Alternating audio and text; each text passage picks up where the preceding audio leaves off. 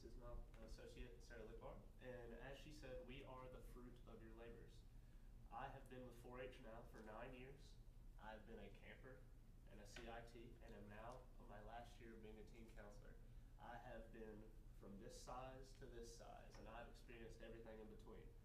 And I believe that 4-H is just such a profound experience for children of all different backgrounds, because as I said, I've been here a while. I have seen many of them, and I have seen the positive impact that your just support goes to putting with these children. And we are here to formally thank you for that support, and we really just appreciate everything you do for us. Good afternoon, ladies and gentlemen. As Ian had said, I am Sarah Lickbar. I have been a part of 4-H now for 3 years. However, recently just moved down to this wonderful area from Michigan.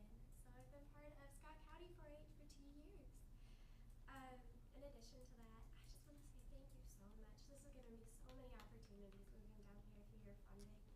I've come out of my shell. I've been able to experience opportunities that I would have never been able to experience before. I was able to travel to Texas and learn many different things about agriculture, including like hydroponic farming and different etiquettes. Oh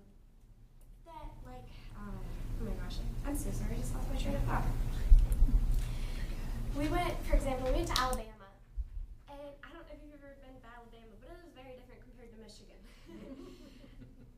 But being able to be immersed in the different cultures has just been such an experience. And being able to see kids at 4-H camp has just been, it's been such a blessing. It's really taught me that I want to work with kids. So without being part of 4-H, I would have never been able to realize that. And without your guys' funding, I wouldn't have been able to have these opportunities. So I want to thank you. Thank you very much. Great job, thank you. Anyone else for public expression?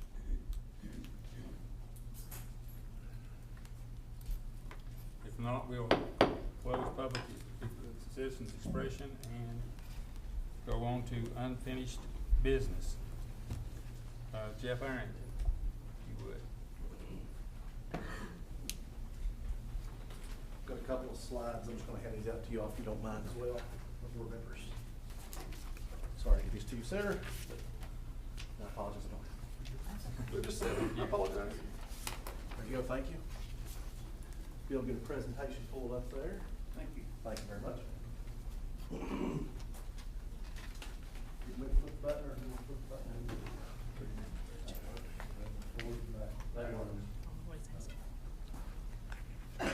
Okay, thank you all very again for having me back here after the last time we met a couple meetings ago. Just as a reminder, my name is Jeff Arrington. I'm with the VA 250 Commission here in Scott County. And I had met with you all a couple of meetings ago about some funding requests follow-up from last year. And you had asked that I come back and give you a little more detail about that. So that's the purpose of my being here tonight with you this evening. So I'm not going to go through every single one of these slides. These slides are a culmination of a couple of presentations I've done with the previous board. And so you may have seen some of these. I just got the vision statement up there and I've got it for your handout. So if you want to know more about us, you can understand a little bit more about our vision statement. I bring that up with our team regularly when we meet, just to always make sure that we always understand our purpose and we're keeping that good North Star direction. So tonight I do want to go over a few items with you, talk a little bit about our marketing and branding strategy, talk about our events and what an event consists of and what that is. Just touch again real quickly on the 2023 highlights from last year, just so you can understand a little bit about what we've done thus far. Talk a little bit about our 2024 plus roadmap and kind of the path forward where we're going. And then I'm going to close out kind of touching on that main purpose of the night, which is the budget. So I apologize if the text is a little bit small. I know it's pretty small in some of the printouts. But we have pretty limited funding at the moment. So we're a little bit small on that. But our marketing and branding strategy so far has consisted primarily of social media as well as some printed material. The Scott County Tourism that you guys, the previous board had approved for us to partner with them, has been able to fund some of that, but the other funding has came 100% from the private members, volunteers, and on the team itself. So if we look at across the board, across some of these, the social media platforms, that's a platform that myself, I typically manage that with some help from some other members, including Instagram, Twitter, TikTok. We're not really strong on the YouTube channel yet, but we have that up there and are looking at other items. The printed materials, we do work with the Scott County Vocational School. So particularly, I'll be the first to say I always think it's a good opportunity to get our youth involved. It's a good natural tie with what we're trying to do about teaching a little more about our cultural history, to have the teenagers and some of the kids in the county help with printing some of that material. So we have got flyers and banners from them. We've unfortunately not been able to do any billboards or the passport books. Passports books was an idea we talked about, wanting to have different areas of the county, for instance, where if someone is visiting the county, they might get a passport that maybe has the Carter Fold or Natural Tunnel or some other various Gate City, and they might have different areas where they might go and get that passport stamped. So that's one of the projects we would like to be able to get funded, for instance, as an example, through the program and what we're trying to do. So we're also looking at some cultural art projects. We've talked about doing murals, maybe in different areas of the county, or different art displays and art shows. But unfortunately, we've not been able to do that again, also because of the costs associated with those at this point in time. A little bit about our events. An event can be any number of things. We do events with the schools. Sometimes that might be showing up at a program, giving a presentation to different age groups across different schools. We might do something with a parade. We might do something in downtown Gate City at an event. But this just kind of highlights some of the different items associated with having an event. So there's basic setup costs, there's costumes. We have been fortunate that a lot of our members, including myself, have went out and purchased those several costumes. There's sometimes permits involved. Of course, obviously printed material again, reenactor costs. We have an event coming up in April. I'll touch more on here in a few minutes. That also we've been able to partner with Eastman Credit Union and Delegate Kilgore on to help with some more funding. But again, just to kind of go back to the purpose of why we're here, we are here primarily asking for funding that we're going to go over in a moment, and that's because we do see this as benefiting Scott County from a tourism perspective. We've had great turnout at some of our events. We've had great feedback. You may recall last year, some of y'all were able to be there at Gate City Harvest Moon Festival. We had a great tea display, and a lot of the feedback we had was that it was really one of the really most authentic feeling experiences when you stepped into the alleyway. You kind of had the whole experience of 18th century tea time, if you will. So we also, I highlighted the photography here. We do work with the Eastman Photography Club. So I highlight that because I try to also show that we're trying to do our best to get volunteer options whenever that's possible. As it says, no cost. We've been able to have them come out sometimes and help document those for our social media outlets to show that we're trying to be frugal with what we do have available to use. I'm not going to spend a lot of time on this, but I just want to mention that we are meeting regularly, certainly whenever we possibly can. Last year we did have 8 targeted specific events. We've passed out over 200 pocket constitutions in the county. Our goal is to continue to reach out to more county students. Unfortunately, this year, this first quarter, we didn't get as much time in the schools as we would have liked to. We all just got busy lives. This is obviously a volunteer committee, so but we want to be able to focus on that more the rest of this year.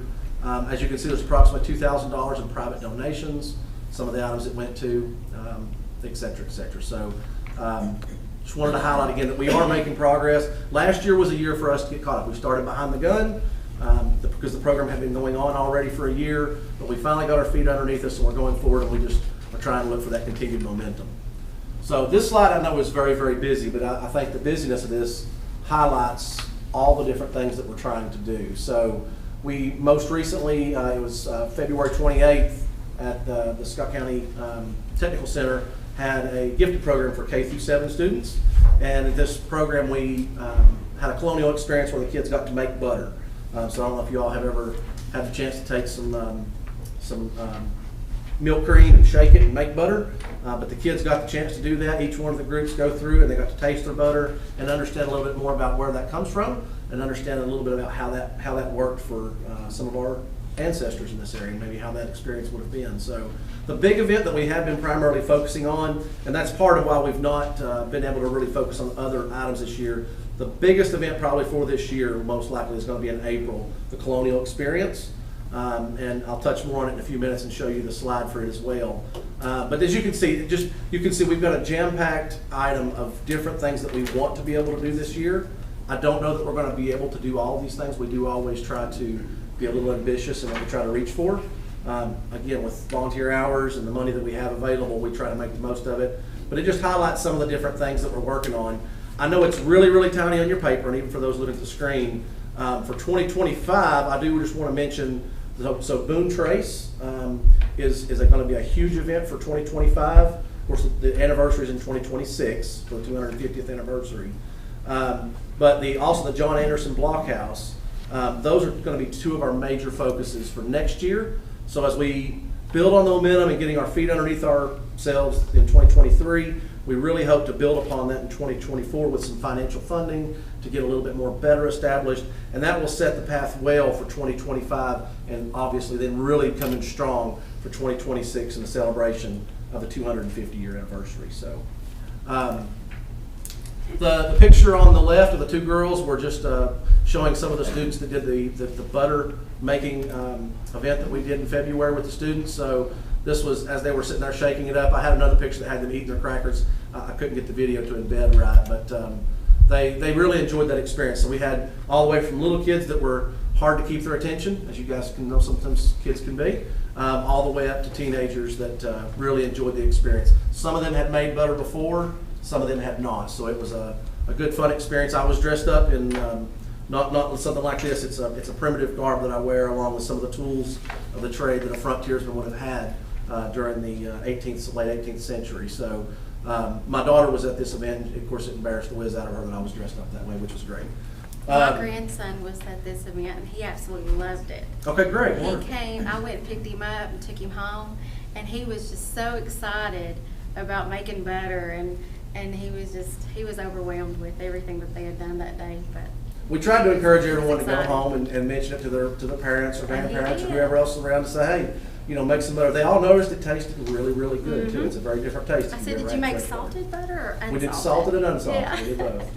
Yep, absolutely. So, the other image there is the Colonial Experience. So I do want to formally invite you all, if you've not already seen it online, but in April, on April 20th and 21st, at the Natural Tunnel State Park at the Blockhouse, we're going to be having a 2-day event, and this is the Colonial Experience. This is going to be a really, really large event, especially compared to the past few years. As you all know, COVID, whether we like it or not, it stopped a lot of the tourism things that we maybe traditionally were used to having. For instance, like the annual muster that we used to have. This is going to be similar on those lines. We've got, we're working with some different folks. One particular one, Pam Eddy. She was a park ranger at Cumberland State Park for her entire career. She has been able to pull together a great group of reenactors and speakers that are going to be coming to this event. Pam's been working very, very hard. Again, we partnered with Eastman Credit Union and Delegate Terry Kilgore, as well as the Daniel Boone Wilderness Trail Association, to get this event together. And this has been the main focus for this. So it's been a big part of our meetings as we've met with VA 250. And Pam, correct me if I'm wrong, is it every week that the Daniel Boone Wilderness Trail Association, or every other week? It is Every week. Friday. Every Friday at 3. 3 o'clock. So they are staying very, very laser focused on this, and it's going to be a really, really large event. So we anticipate a big crowd. We're already working with the, you mentioned the firefighters and the first responders. We're working with them to help us with parking for the event, because if you've been to the Blockhouse, there's not necessarily a lot of parking. But we hope to use this to kind of really springboard off and be a launch point really just for future events, not only for VA 250 and the Daniel Boone Wilderness Trail Association, but just really kind of re-engaging. It's almost a re-engage after COVID. I know it's been a few years since that, but I see this event as just a really good partnership between multiple groups trying to reinvigorate our historical efforts here in the county. So really looking forward to that. If you could be there, you'd really enjoy it. Lastly, I just want to, before we go into the budget, just a couple of legacy projects. And what a legacy project is as part of the VA 250 committee. A legacy project is something that's going to go well beyond after our time as a VA 250 committee. So if you think about some of the events that we do, I mean, the 4th of July parade, cities typically always have 4th of July parades. or they always might have a fall festival. We are wanting to try to have a legacy project that lives beyond the VA 250 committee. So we've talked about maybe arts and crafts shows. The mural artwork that's one of the ones I know the members sometimes hear me talk about it. I think in this region, you know, we certainly think about our musical heritage, but there's also a lot of great artwork that's done in this area, in this region. And I think given that the timeline of what we're trying to highlight with VA 250 and the history, we have a lot of canvases around the county. If you think about different building sides or different concrete walls, barrier wall areas, if you think about coming in Gate City or even up closer to the red light right past the barbecue, King Street barbecue there's some great places where there's a great canvas to highlight some of our history. And I think that would be a legacy project that would live. You know, you could have teenagers maybe involved. We've talked about doing like a paint by numbers, where maybe a muralist might put it out and then put numbers, and then maybe we have the students come and actually paint it. And you can imagine, you know, 20 years and that's still there, they could be showing their kids and say, hey, I painted that section right there. So, you know, just one of the possible legacy projects. The passport program I mentioned to you earlier is another one that we think could be a very well established tourism effort after the VA 250 committee. So there are some other things that we're looking at, and if you guys always have any ideas, we always would love to hear from those too. But we definitely want to come away after 2026 with some good legacy projects. Okay, so we've talked about a lot of what we've done. We've talked about some of the things we wanted to do that we couldn't do. Probably the primary thing holding us back is probably time from our volunteers and costs.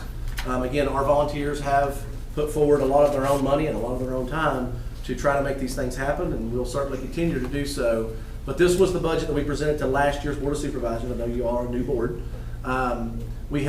We were looking to, at the time, just as a reminder, to have a matching grant.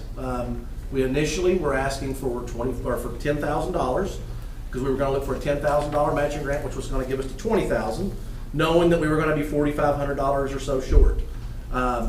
And so the previous board, after conversations about that and the strings attached with some of those grants, decided that through some other funding that I believe has now maybe went away, but they had decided to try to fund the entire amount. And just like with volunteer groups and just like you guys, I know you all are busy, as can possibly be as well. You're busy bees as well. It just slipped through the cracks. It just fell through the cracks. It's the way it went. So this is the exact same amount. The exact same needs are still there. I mentioned that we've gotten some costumes, and we have. They're not the best costumes. You would be amazed at what an authentic style period hat or socks costs from that looks from the 18th century. It's amazing. So we've done the best that we can, and we will continue to do the best that we can. But this highlights some of the things that we want to do. I think, you know, we've been able to get some printed material, but we would love to be able to get some billboards coming up to 26. Obviously, you all know the traffic that flows through Weber City and Gate City and up through that corridor. On the banners, the passports is one of the things I think that's a great program. I think that would be something that could really drive people to come here and go through the county. I'll speak for myself as a group of some of the folks in the county that do rental properties, that do have some Airbnbs in the county. I can tell you it has surprised me, and it's surprised my wife as well, how many people come here from Michigan or New York or Chicago or Charlotte, and they come here to see parts of this county. And we live here, and we enjoy this county every day of our lives. I'll be the first to say I live near the Carter Fold, been there for 20 years, and in all honesty, I've only been there a handful of times because I think when it's in your backyard, you take it for granted. We have a wonderful, wonderful county with a lot of rich natural resources and cultural heritage that we probably just take for granted. And people travel here long distances to come see that.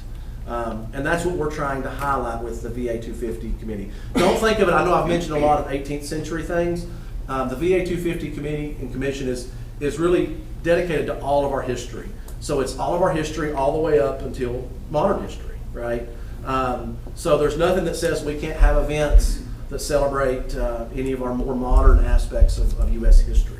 And we are also partnering with Kentucky 250, other groups across Virginia 250 to try to make these things happen. So you had asked for a budget and kind of an itemized line.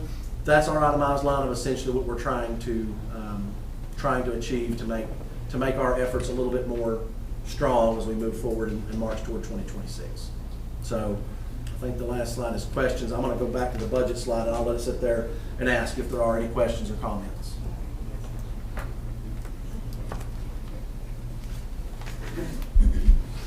Comments? I know it's difficult times. I know it's hard, and I know budgets are difficult. We feel that pain as well, so I do understand. So anything you guys could do would be very, very, very greatly appreciated. So, all right, my pastor says, hearts and minds clear. Thank you guys. I appreciate your time and consideration. I'm certainly available if y'all have any questions. Pam knows how to get a hold of me. I know several of you know how to get a hold of me. We welcome you guys to any of our meetings. We meet on I believe it's the second Tuesday and the fourth Monday of every month is when we meet. So, and of course, if you want to join those Friday 3 o'clock meetings, I'm sure we can get you added to those as well. Like y'all need another meeting, I'm sure. But thank y'all for your time. God bless you. Appreciate you. Thank you. Thank you, Jeff.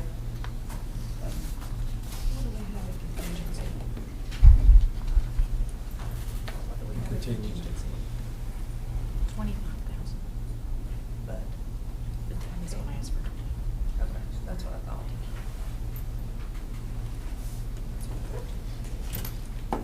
No more comments or discussion. We'll move on to new business. We have with us Dr. Westover and Dr. Greer from Mountain Empire Community College. Good evening, board members. Thank you so much for giving us a few minutes. Did everybody get a copy of your handout here? Okay. So I'm Chris Westover. For those of you who may not know me, I'm the president at Mountain Empire Community College. Every once in a while, I just come give you an update about the enrollment and your investment in the college. And so I am just going to kind of go through. I'm going to talk a little bit about our enrollment and where students are and what they're doing, and then Dr. Greer is going to follow up with a little bit about the Promise program and how that's going. So if you'll notice on that first page there, I'll just give you a quick glimpse. Fall 2023 ended in December, and those numbers are final. They make up 1/3 of our full-time of our enrollment for the year for FY24. We were actually up. This is the first time we've been at pre-pandemic numbers since the pandemic. We were up about 10% in FTE. And the important thing here, and I've kind of highlighted the numbers that are hopefully helpful to you. We were up about 10% in FTE, which is wonderful because FTE is primarily what we're funding on from the state, full-time enrollment. And a student who takes 15 credit hours in a semester is considered one full-time enrollment. So 30 for a year would be a full-time for a fiscal year. Oftentimes what happens is our students, if you'll notice there, our head count in that second table, our head count was up, but it wasn't up as much. It was about half as much, 4.56%. And I'll kind of explain that difference. Fortunately, we are funded on FTE, just in terms of shifts, but it would be nice if we were funded on head count because a lot of our students are part-time. And so it takes 2 part-time students to make a full-time student in terms of funding, but both those students still need all the services, all the supports, and so it can be sometimes challenging. If you look at the next page, you'll see that about 54% or a majority of our students go to attend our college part-time. The majority work. A lot of them are adults. Many of them have children and families, and they're going to school and doing something else, usually living and trying to make a living. So that hurts us a little bit in terms of the state funding model, just because we have more students in headcount than we do in FTE. You can also see there in that second chart that a majority of our students are female. A lot of our students go into career and technical, and the difference is we have a lot of different offerings. What traditionally is known as transfer education, which would be the students who take 2 years of general education with us and then transfer on to a university and take their last 2 years of more program-specific content at their university. A lot of our students who are in dual enrollment are on that path and are getting their first 2 years out of the way before they go to a university or come to us for a year. A lot of our students, though, are also in work-ready career paths. So if they're in an applied an Associate of Applied Science program or a Career Studies certificate or a certificate program, those programs are designed to go straight to work. And so the majority of ours in career and technical are designed to go straight to work. Our biggest enrollment, if you look on that next slide there at the fall enrollment breakdown, a lot of our students go into health sciences. And that's not necessarily just nursing. That could be health information management, that could be emergency medical services, phlebotomy, practical nursing, respiratory therapy. It kind of covers the gamut. A lot of our students are also listed there as unclassified, and I want to unpack that for you just a little bit. Unclassified right now in the system is dual enrollment. Students can't be considered a full-time student until they're over 18, so they get, when they don't pick a major, and they're still in dual enrollment, they're still kind of doing that discovery or taking some general educations, they come in as unclassified. So it shows up in that top slide there as unclassified, but if you look down on unclassified, you'll notice that dual enrollment makes up about 731 of those 775 students. So, and about 60% of those are on a transfer path. About 40 are in career and tech and going towards something for an applied degree. So on that next page, I'll unpack that difference between the head count and the full-time enrollment piece a little bit. The reason our head count hasn't increased as much as our full-time enrollment is because our students are essentially taking more credits per student. So if a student comes to us and they take 12 credit hours, that's not quite, 15 is considered full-time. Most students don't take a full-time load because they're working part-time. They might take 12 because 12 is what's considered full-time for federal financial aid. Oftentimes they'll take just what they need in order to be qualified for full financial aid.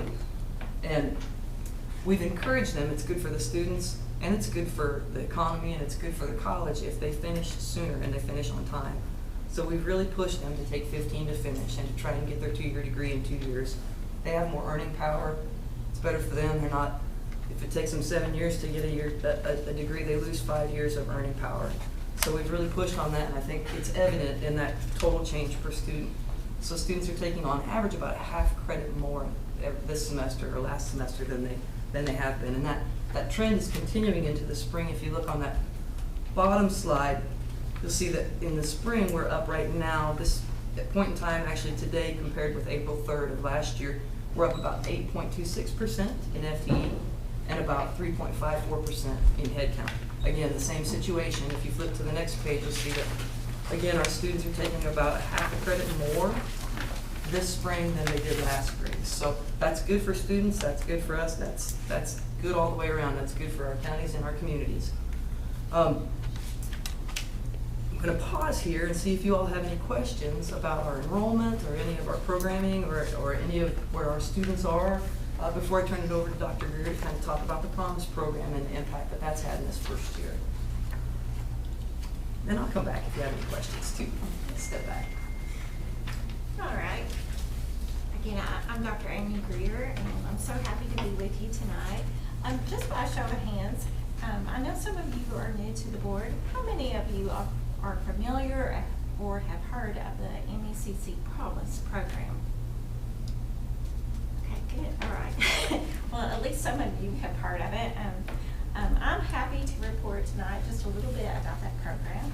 If you're not familiar with it, about 2 years ago, we made a grant application to the Jean Ann Foundation. They're a foundation that's based in Charlottesville, Virginia. They are, I think they were formed from the sale of the Bristol Herald Courier, 20 years ago, and it was owned by a local family, Ann and Jean Worrell. And they wanted to give back to our community, and we made a proposal to them. We knew as a college that regionally, our educational attainment rate for Southwest Virginia lags behind the rest of the state by about 20%.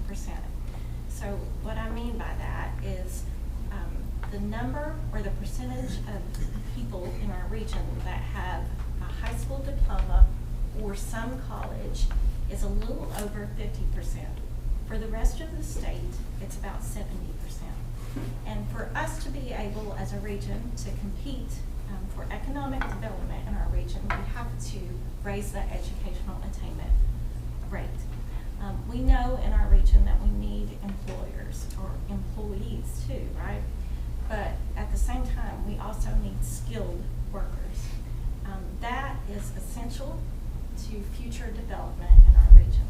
So in order to do that, we felt like we had to do something pretty revolutionary, I guess. So in our neighboring county in Tennessee, Sullivan County, for the last 20 years, a student has been able to go to community college tuition free.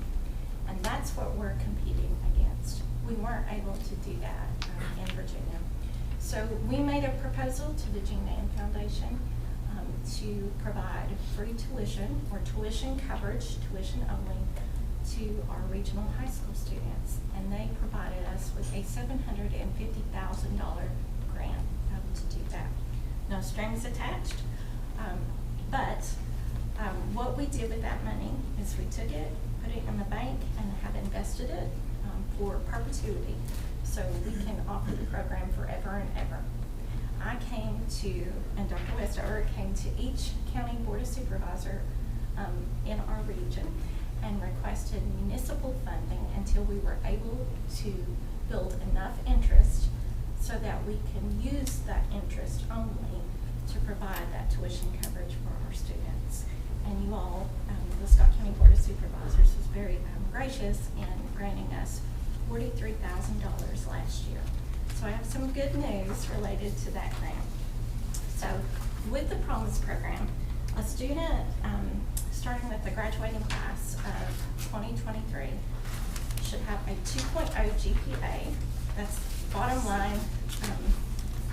Is that a D? Yeah, that's a D average. So hopefully they have above that. They also have to be continuously enrolled. Okay, and what that means is that they can't take a year sabbatical. They can't go on a free year. They have to, if they graduate in the spring, they would have to enroll by fall. They could enroll by summer, but they would have to enroll by fall.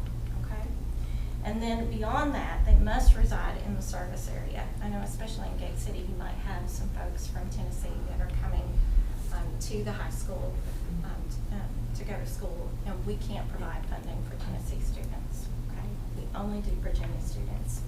They must also submit a FAFSA, that's the Federal Application for Federal Student Aid.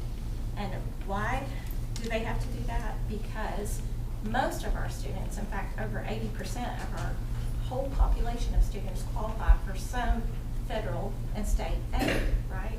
So whatever tuition funding that we provide is supplemental to whatever they receive in federal and state aid. And most of our kids actually receive full Pell, right, which covers all of their tuition. So if they'll just fill out the application, and that is still a stumbling block for a lot of students, that's what provides most of our students with that aid, okay? We also require that they fill out a scholarship application for the college. There's a couple of reasons to do that, but we have a lot of private scholarships at our college. So we use those monies first, whatever has been established first.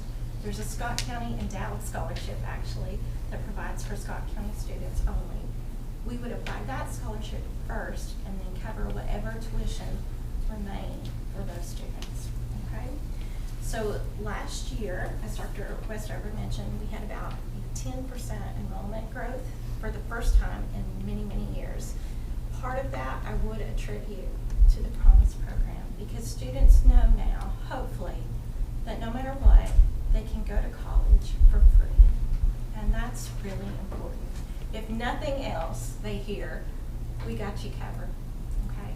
Now, they still have skin in the game, right? They still have to buy books. They still have to make it to class. They still have to maintain a 2.0. So it's not that they don't have a responsibility. They absolutely do. But if they meet those responsibilities, we'll cover their tuition.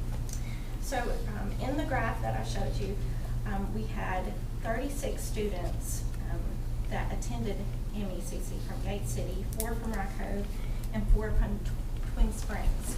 Only 17, however, qualified for, and this is from Gate City, qualified for the Promise program.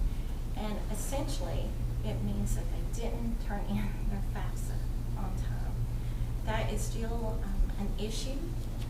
A lot of students maybe are living with grandparents or living in a situation where they can't readily get their parents' financial information to turn in, but we have to apply that first for our students in order to have the program. So we had 17 students attend Gate City, from Gate City, attend Mountain Empire in the Promise program, 4 from Rye Cove and 4 from Twin Springs.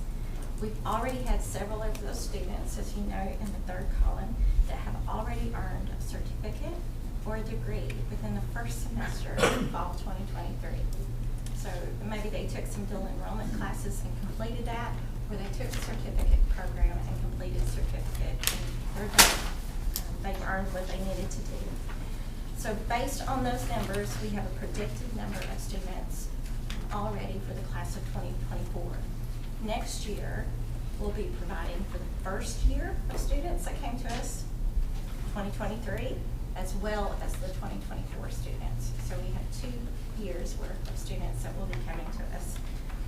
So you all provided us with $43,000 last year.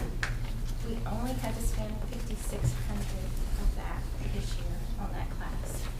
The reason for that low amount, I know, that's pretty good, right? The reason for that low amount is that we were able to cover most of those students through federal and state aid. What federal and state aid did not provide for, we have lots of private scholarships. In fact, our foundation provided over $900,000 in scholarships last year. So we tried to be good stewards of your money. Next year, I'll come back to you and report, okay, once we've had 2 years worth of students, I expect that we should be spending just a little bit more, and hopefully we'll have additional students come to us from Scott County next year. If you all can serve as advocates for this program, again, we're not trying to recruit from other colleges.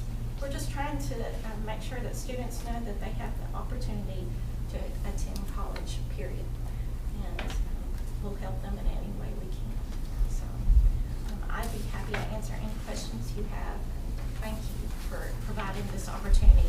I think we're the only, I hope I'm saying this right, the only region in the entire state that is doing this for our kids. So you all have something to be proud of. We're proud of it. Thank you. This is really a great program, and I don't know why more parents and students don't take advantage of it. Let me ask you, the AIM Scholar. Yes. Is AIM Scholar program still in effect? Yes. It is. Yep, and that one's designed for transfer to UVA-wise specifically. So students Okay. come to two years at MECC, and they have to maintain a certain GPA, and then they're tuition free at UVA-wise for their transfer as well.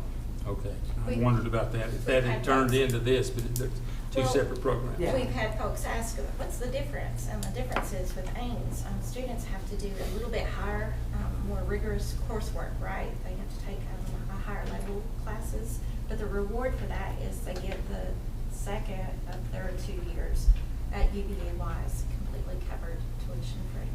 That's great. And you have had students that graduate from Mountain Empire before they graduate from high school, haven't you? Yes, Yeah, we've absolutely. got a few this year coming up. Yeah. Dual In enrollment. almost each of our counties, I believe. Dual enrollment are great. In the early 90s, AIM Scholar started in Texas, and Scott County joined with a lot of counties in Upper East Tennessee, and we met over at Eastman with people from Texas. And at that time, Scott County was the only county in that program. And then it came over here and became an AIMS program. So that's how it came to Mountain Empire back in the early 90s, I think. Before you came. AIMS has been there for a long time and Yeah. been a great pathway for a lot of students. Well, this is too, and that's great to see the money, you know, it turned out. So if you can Great, keep we're not that up. asking for anything. It's Not always nice to have asking for somebody any not money. asking for anything, right? Any other questions of these ladies? How can we effectively advocate for this in our communities? Right, I'm looking at like Rye Cove here, and that's 6% of their graduating class. Right, that's an extraordinarily low number, I would think. I would agree with that. Now, that's not every kid going to college. We have lots that go to UVA-wise or Emory and Henry and ETSU. But to answer your question, we have advisors in our high schools that are working with students. I think where maybe we miss the mark is talking to parents. You know, sometimes it's not the student that makes that decision, it's the parent that makes the decision about where their kids are going to end up. So the more parents that we can educate, hey, did you know that your kid can go to college tuition free?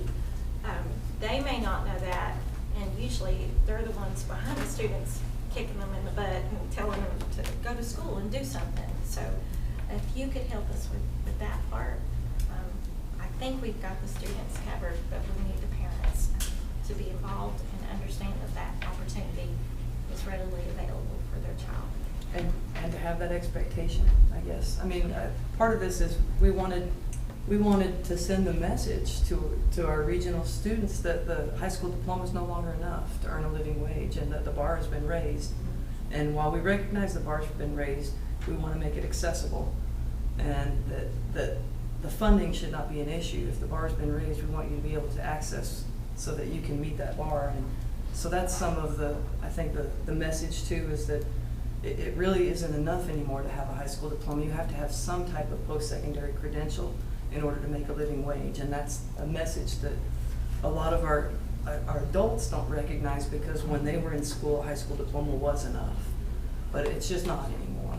You should know that we're working with local employers like Komatsu and Scott County Telephone Co-op. They need skilled workers in certain positions, and those skilled workers come with some type of college training, whether that be machining, welding, power lineman. We're starting a tele-optic installation program for Scott County Telephone Co-op. So just a little bit of training. Our power lineman program, I think it's 15 weeks, and students can make $40,000 to $50,000 to start after a 15-week program. So, you know, it doesn't have to be 2 to 4 years. Any more questions for the ladies? Thank you very much. Thank you.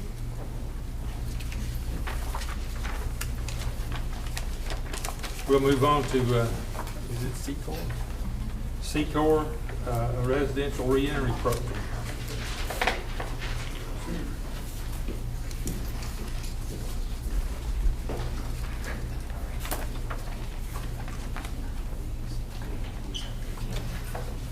You can pass them around.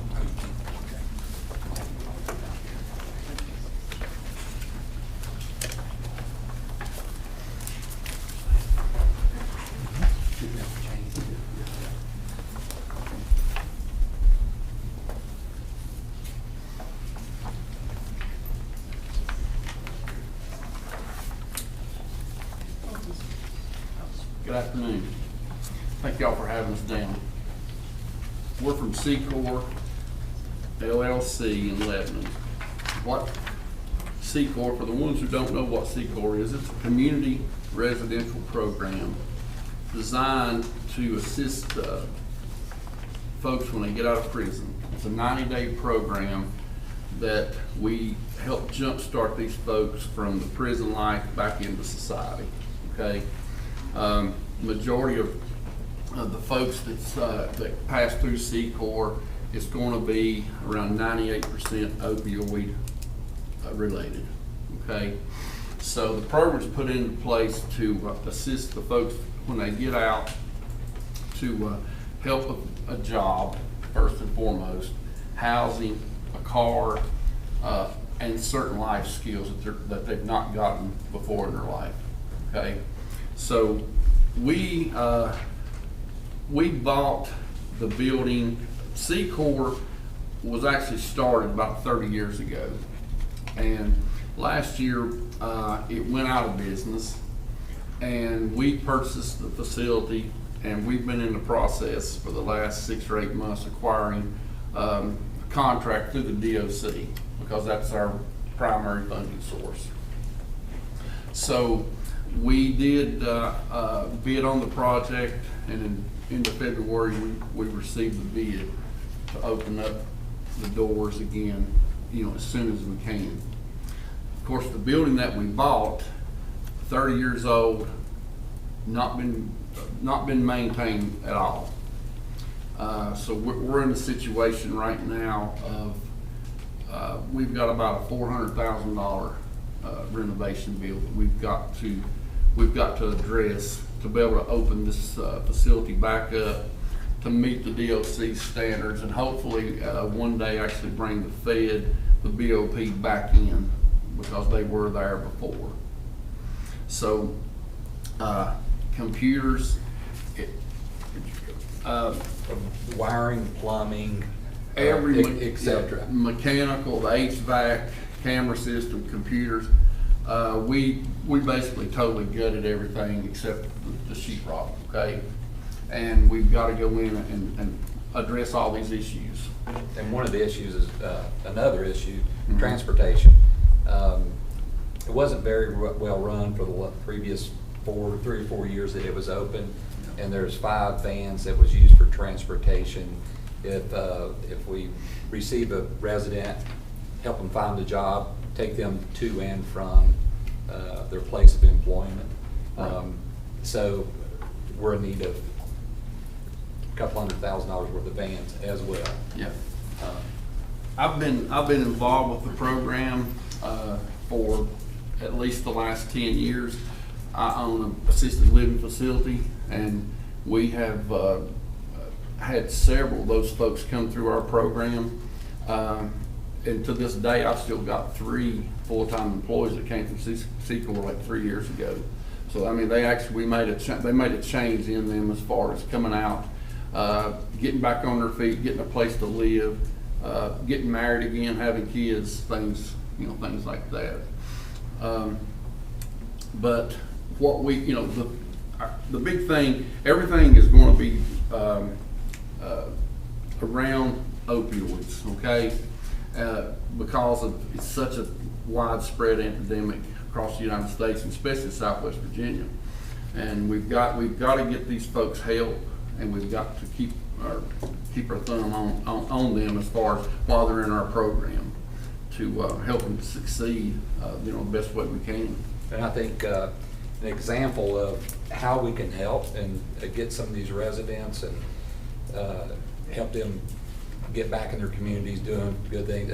Right now what's happening, some of the state prisoners, they were coming to Secore in the past. They don't have that option. Now they're being dumped off in the streets down in Bristol. Doug actually ran into one of the administrators or supervisors in that region and said, we're getting homeless people down here just being dropped off where they would come through Secore. We would help them find a job, help them control what earnings they have. And when they got the 90-day mark, when they go back, help them with, like Doug's, a vehicle, a place to live, and another job if that one doesn't fit what they're doing. Yeah, it's starting to be a big issue. Secore was closed by the DOC last April. The old Secore, okay. So that's when we came in, and we've been working on this diligence since May of 23. And we were told by a couple of judges up in Tazewell County, it'd be a good idea to keep the same name. So instead of LLC, Inc., it's LLC now. So it does have the same name it had before. To move back a little bit, anybody familiar with the program over there? Secore? Okay. I guess I probably should have asked that in the beginning. So we've worked with Delegate Terry Kilgore some, and he led us to Todd Pillion, Senator Todd Pillion, who has kind of headed up the Opioid Abatement Authority and helps manage that. And I think each county has certain coffers of funds that helps programs like this. So we're here this evening to, ask for a little help as far as remodeling, getting this thing started back up, so we can help these residents back. I guess what we're asking for, we're not asking for taxpayer money. We're asking for the direct distribution money from the opioid distribution account, which is funded by the drug companies. And, well, of course, pharmacies now with Walmart and different ones. So that's what we're asking for. I know we're not from Scott County, but we're gonna be serving folks from Scott County. And we're a little behind the 8 ball. We just recently got the contract last part of February. And, It's kind of a hurry up and wait. yeah, and so when we got the contract, the DOC, Department of Corrections, like, okay, now when can you get it open? And they visited the facility and they're like, This is, "Oh, you've got gosh." to fix these issues. Yeah, right, and they're the ones that suggest, so now we're doing the total renovation and, We've got a couple of partners right now. Russell County, actually, they've agreed to be our fiscal agent. We went ahead and applied for a grant through the Opioid Abatement Authority here in Virginia. And it looks promising, but we're gonna have to use that money for basically purchasing real estate.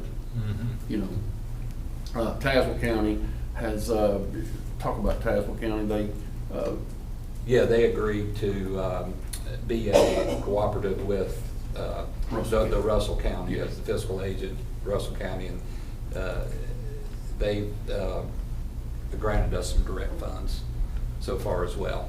Okay, Secore is new to me as it is most of these people, and to be honest with you, the opioid money coming down is new to me too. The budget committee has just started meeting about 3 weeks ago, and we've not had our first workshop on our budget yet.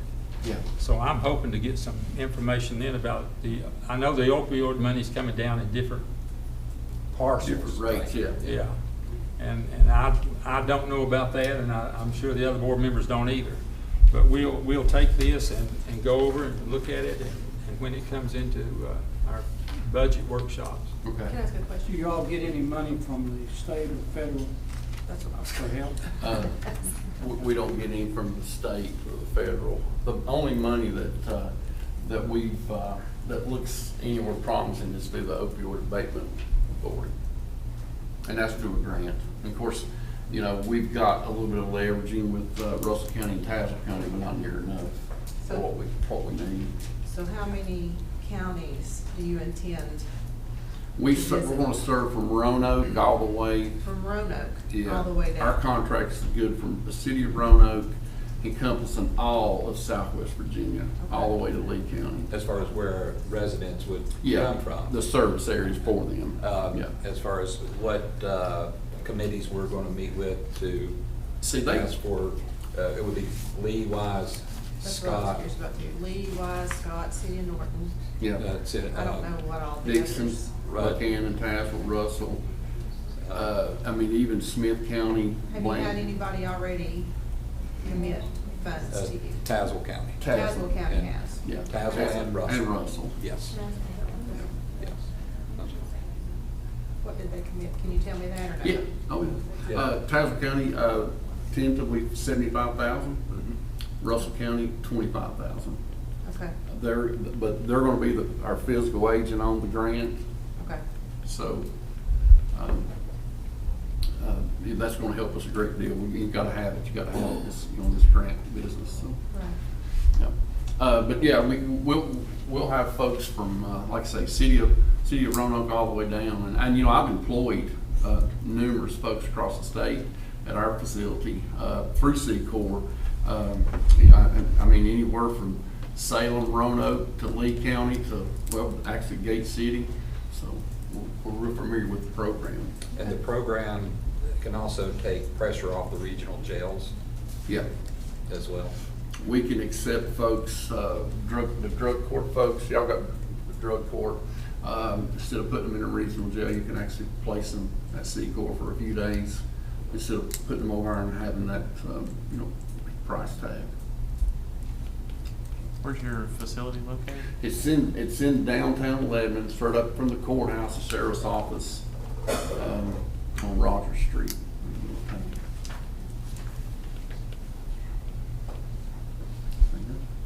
Any more questions of these gentlemen?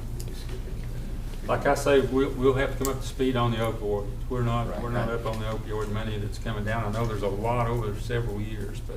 Give them, send them. I have put in your packet our opioid estimates.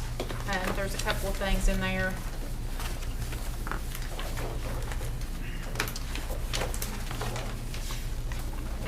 highlighted the amounts that we have received to date.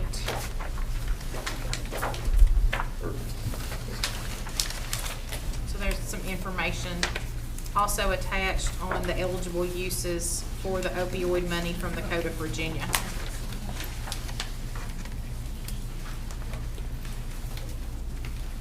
And Mrs. Starnes, I think, you know Cindy Newman,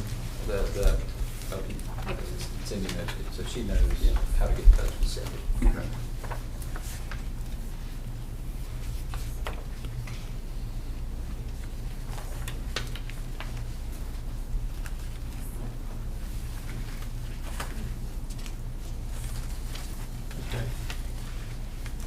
And as far as direct funds that you've received, you've committed $10,000 to DSS. The money that you have been doing for behavioral health is through the Opioid Abatement Authority grants. Okay.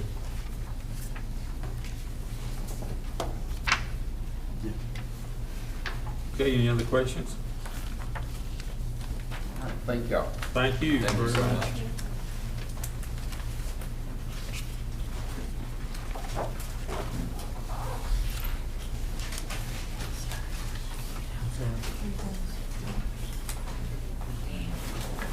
Okay, on the agenda, we'll go on to Thomas Village lease.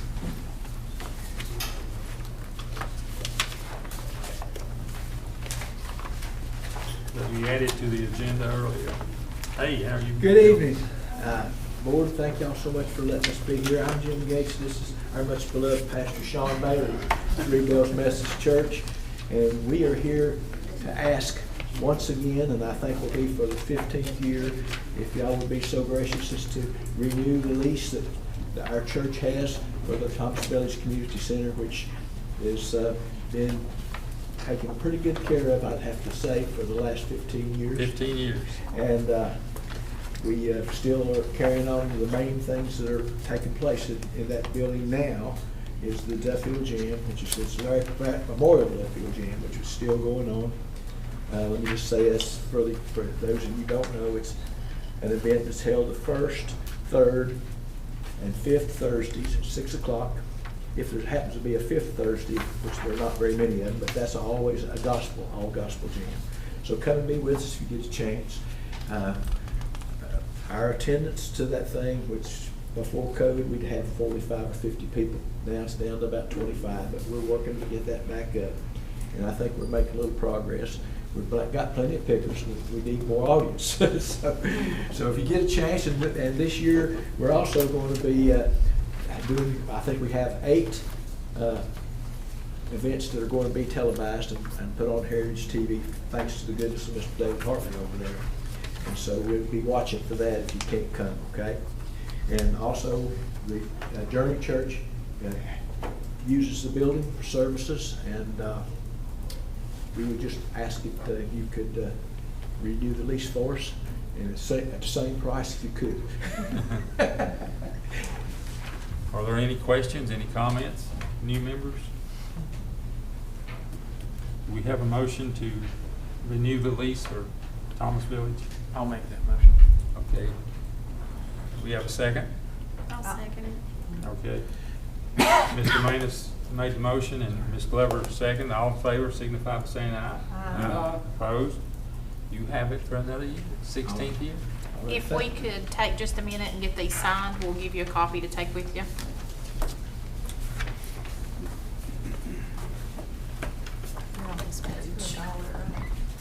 $1. I've actually got $1 if you didn't have it. Thank you. Let me sign on this page.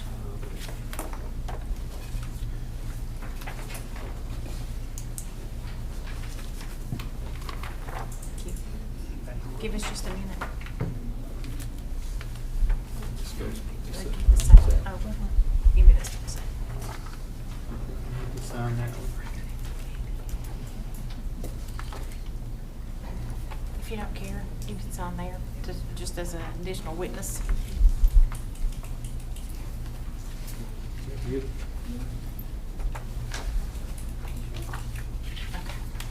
ready for salad.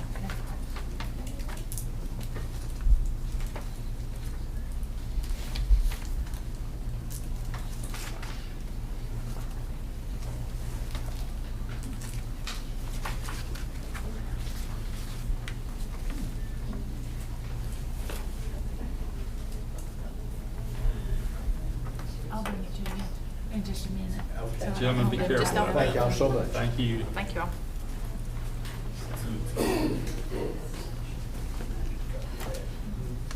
Next on the agenda, Tammy.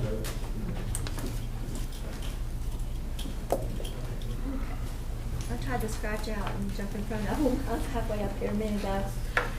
Okay, so February the 14th, we started our munis training, and I'm here about software that we need. Because on February the 15th, I was told we are going to be missing the real estate software that we need in the munis.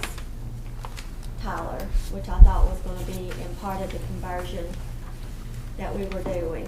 So I went, and we've had demos from Visions, which is taking over the Stonewall that we have now. That one's going to be obsolete. They're calling it sunset in December the 31st. So Visions came and gave us a demo, and Concise Camera gave us a demo. And I gave you all the 2 quotes and the terminology and some of that. But to hit the high spots, there's not a whole lot of difference in the money. There's maybe difference in the way that I ask them to give us a breakdown for payments. This is not a want, it's a have to. Also, we have to have it to do our real estate. It's for our ownership, our sketching, our new construction, our assessments that swaps over to the munis, and then they send out the bills based off of that software.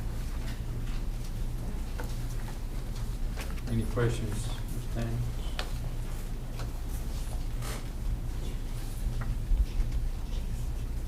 This company is local? Concise, well, they're actually both kind of local, Roanoke's. Roanoke, yeah, that's close. Yeah, Visions is a bigger company, it's national. They have a lot more bells and whistles with their program that I don't feel like it is needed for Scott County, like stormwater classifications that we just don't have here. Not saying I don't want it, we could work with either one of them. I am leaning towards the Concise. I like the gentleman that came. He's the owner. He did the demo himself. He went through everything. I called him on Thursday. His son is also part of the ownership, and I said, well, I need to talk to your son. I need to know long-term for the county. We gotta look into this. It's not something that we're wanting to change in 2 years or be facing. And his son was on vacation. And I was like, well, we don't do vacations. But he said, he'll be back Monday, I'll have him to call you. He called me Monday morning. And he told, I said, in a kidding way, I said, you know, we don't do vacations.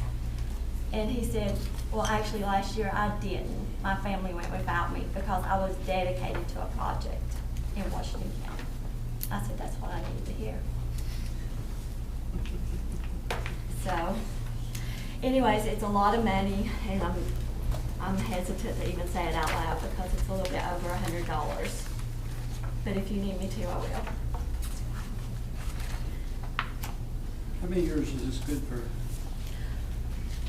Honest, I don't know how many years it'll be good for. We've had Stonewall ever since I've been here, and it's just something that they're doing away with. Visions bought them out. And I thought that this was gonna all be merged into the Munis program. I really did.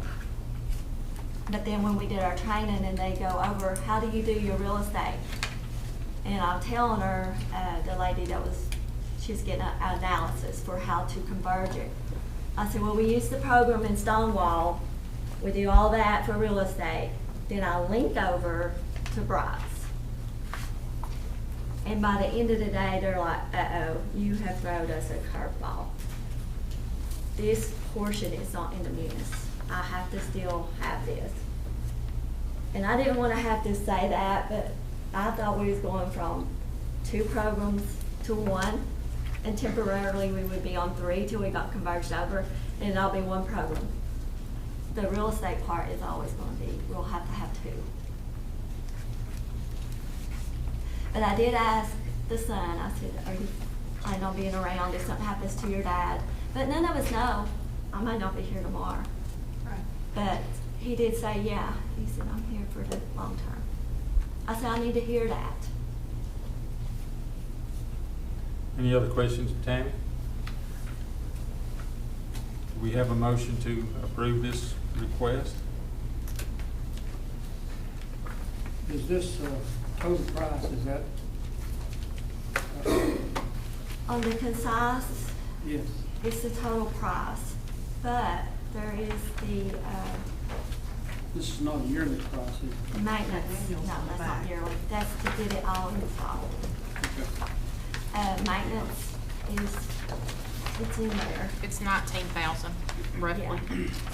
Yeah, it's less on the concise for maintenance than it is on the divisions.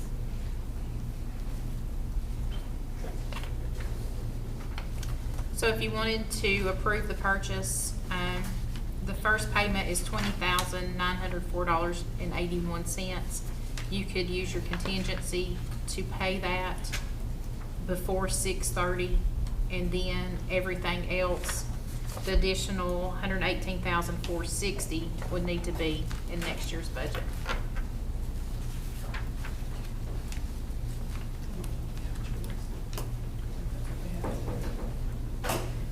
The concise does have it broke down into 9 payments, whereas division has it in 4.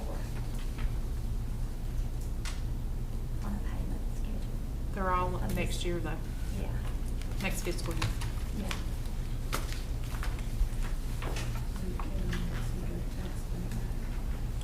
Looks like we gotta have it. Do we have a motion? I'll make that motion. Ms. Glover made the motion that we accept this proposal. Do we have a second? I'll second. Ms. Addington seconds. All in favor, say aye. Aye. Opposed? Good, then. Thank you, work. Thank you all.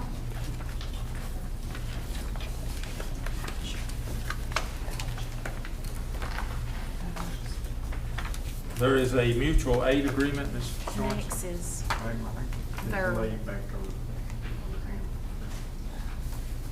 you've got the department request next, or department reports next, Mike and Pam. I was told just to raise my hand and ask the chairman Okay, if I missed the citizen expression. yes. If, I don't know if you want me to wait until they're finished. or You go, want me to since you're come up there, back? go right ahead. Okay. I think that'll be fine. Are you, okay. Go to what? The department reports. Okay.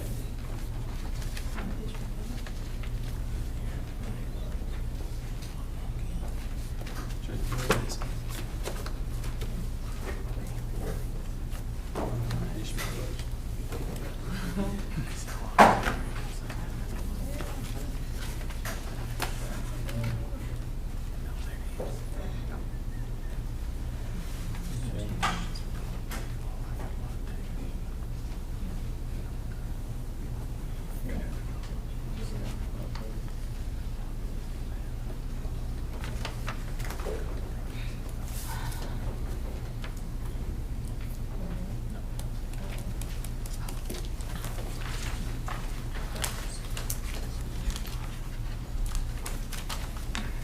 Would you tell us our name and your name and where you live, please?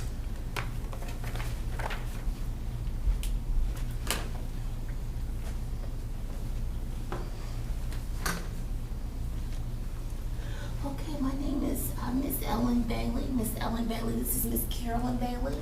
This is Miss Diana Bailey. And we have a problem here to present before the board today. We own a property within the Gate City limits, and that property, we had a home on it It's been our family property for decades. We had a home on it. It was a rental property at one time. We had 5 different families living in it over a series of years. And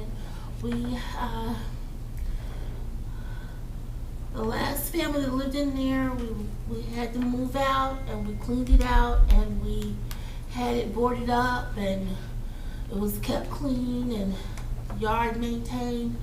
But the town, and it's more history than what I'm saying. It's more history than what I'm saying. But the town tore the house down. They demoed it without notifying us. Properly notifying us. We were not properly notified. We did not know that they were demoing it, until the bulldozers were down there, and neighbors called us and told us they're knocking down your property. So when we talked to the town, they told us that they demoed the property and that we would have to pay a series of $21,000+ to pay for the demolition. And we don't have that kind of money. This property has been in our family for decades. The home was built by one of our relatives who's passed now, a series of brothers or relatives. So it's a very important property to our family. But unfortunately, it has been demoed. It was in good condition as far as we were concerned. We did receive some type of documentation about it during the summer, and my mom saw some pictures of the property, and she remedied the problem that was brought to her attention, which the problem was the weeds had grown up around the home, the structure, the home, the trees and weeds. So she paid close to $260 for a lawnman to come in and correct those problems. And this was in July, August, thank you. And we thought everything was fine. And then December, January came, the demo crew came and tore the home down. No, in February. Well, February. Well, thank you. February 2024. February, in that time frame. And so at this point, we don't know how we're going to keep this property because we just don't have this money, and we weren't properly notified. We did not know that it was going to be demoed, so they went to court. The town manager knew that the property belonged to us. He knew where we were located. He did not contact us. And that's very disturbing, that he would demo the building without contacting us. And this is something that's been going on for months, not just something that went through a process in a few weeks. This was a series of many, many months. So we don't understand why he did not tell us. He's been in our home, sat on our couch, why he did not tell us of what was going on. The truth of the situation, we knew nothing about it. We thought everything was fine. So at this point, we owe the money to the town for them demoing the house. And if we don't pay it, then the house will go up to auction. So now we're not the house, but the property. Sorry, not the house, but the property. So now we're gonna lose a property because we can't pay this. And the property is probably, is it worth the amount that you would have? No, it's not. It was not worth near to $21,000. And my mom had sought a crew. If they had contacted us, if they had made contact, actual contact, they would have known that my mother was trying to save up money to have it torn down herself. And she spoke to a few gentlemen that have expertise in this area, and they were going to tear it down for a sum of maybe $6,000. So this was what we had planned to do with it. but they took it out of our hands when they went behind our back and had the court session, had it demoed, and now it's $21,000+ and we have no way of paying that kind of money. And we come before you today hoping that you can help us fund, maybe go apply for a grant, or I don't know what's out there to help us in our situation, because this is so unfortunate. We're about to lose a property that we did not get permission for anyone to demo our house. And the house, the point we want to make here is that the house was in better condition than so many of the other homes in the area that are still standing. I have pictures of homes in the area that are way worse, that have burned, actually burned, almost burned down. And the town is not paying attention to these structures, these homes. But yet our home, that we paid $260 for a lawn man to come in and cut trees and shake bushes and cut the lawn, was maintained. We had pictures that looked very good. It was not a danger, as far as we know, to anyone.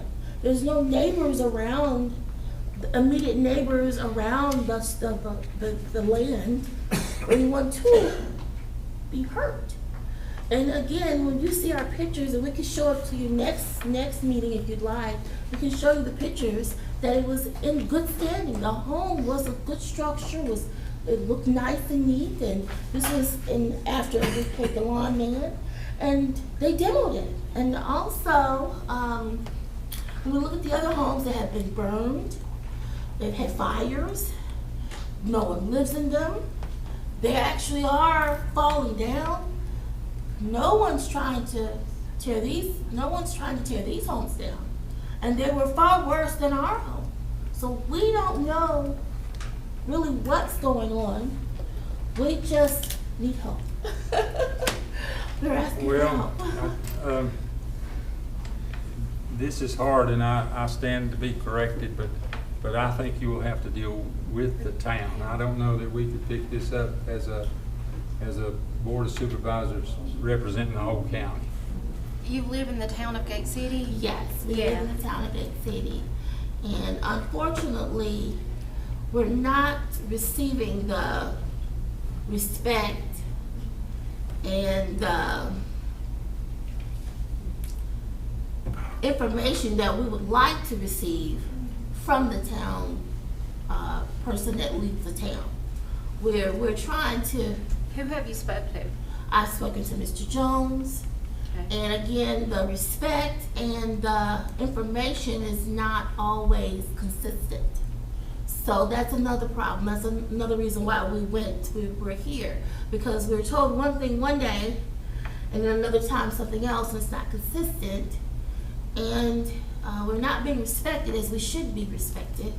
So, and I don't want to go into that, especially at this time.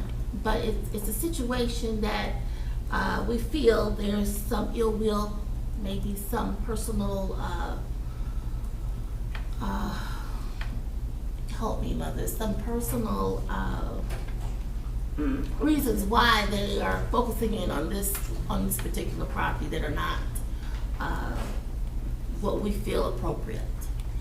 So this is another reason why we come to this level, because we really want this to be investigated and looked into to see if this was properly done.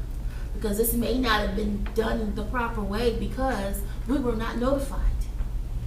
Go ahead. I was going to say, have you spoken with a lawyer? That's just it. We don't have the money to even retain a lawyer.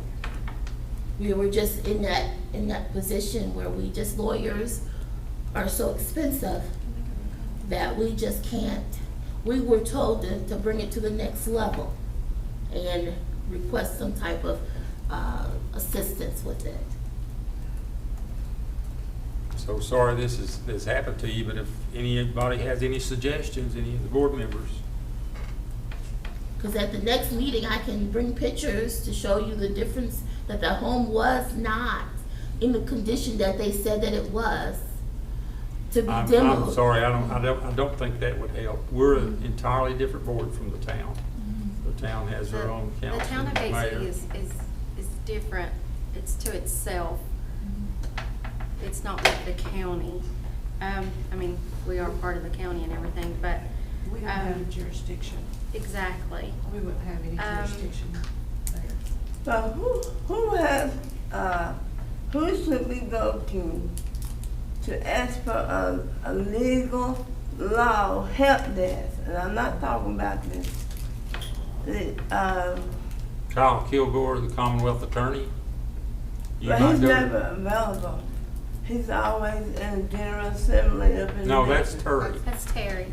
Kyle, his son, is the Commonwealth Attorney. You might But go. he says he only does criminal. No, not the Commonwealth Attorney. Commonwealth Attorney handles anything in the county. What was his name? Kyle Kilgore. Oh, you're not talking about Terry. No, it's Terry's son, Kyle. You're talking about Terry's son? Yes. Well, we went there and she said they only do criminal. That's not. Yeah. Is it? Criminal. I don't know that he would help. Okay, so that may not be any help either. I don't have any suggestions. Can I make a suggestion?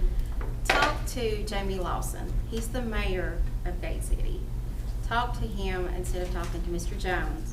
Talk to Jamie Lawson and see if you can go from there, and maybe he can answer your questions a little bit more in detail for you. Also, you might go to a town council meeting. Exactly. Instead of to Mr. Jones. Exactly. Go to a town council meeting. Have you done it yet? Have you tried that?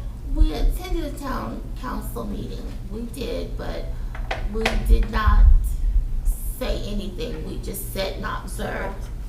And we can revisit that. You need to get up and present it to them just like you've done to us.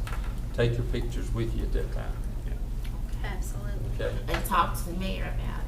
Yes, That he'll sounds be fair. at the town council meeting. But who do you ask? Who do you request a legal law help desk? Because when we found out that they was demoing our house, we told them to stop because we had not given nobody consent to do this, and we had no idea, no knowledge of them down there doing that. Take the house down. We said, stop, we're gonna go and try to get a stay or some type of injunction, whatever you call it, because I don't know law. And we went down to the courthouse. My daughter wrote everything up on a piece of paper, and then they charged her $95 to submit it. And all they did was say it wasn't on the proper form and was unacceptable. Even though they understood what it was all about, it was still unacceptable. So we just gave away $95, just lost it. And I know in a lot of places, some places I seem like, I don't know, maybe it's up near Richmond somewhere, where they have a legal law help desk where you can go in and they'll tell you what forms to get and how to fill them out. I don't know who that would be. Do you, Sally? No, have you called legal aid about this issue? No, legal aid, no, we didn't, because we talked to legal aid, and legal aid told us, about 4 years ago when my nephew had a problem. And they said what cases that they take, and this was not one of the type of cases that they take. You might try again though. They might tell you something different this time. It'd be worth calling them to see. Definitely. If it's been 4 years ago that you had talked to legal aid, definitely talk to them now. I have that phone number pulled up if you want to write it down. Oh, fine. Okay. Diane, did you have pictures you want to show? Excuse me. Does anyone know when the council 866 for Gate City? 534. Can you look that up, Bill? 5243. The town council meeting for Gate City? 866.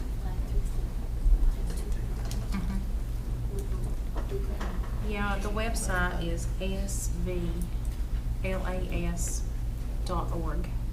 LAS. We do have computers.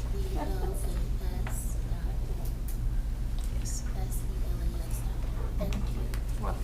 Second Tuesday at 6:30. Second Tuesday at 6:30. So next Tuesday. Diane, you must go on. So the town meeting for Gate City is next Tuesday at 6:30. So go to that meeting, okay? And then give them, present everything that you just presented to us, present to them too. And talk to the mayor, his name is? Jamie Lawson. Jamie Lawson.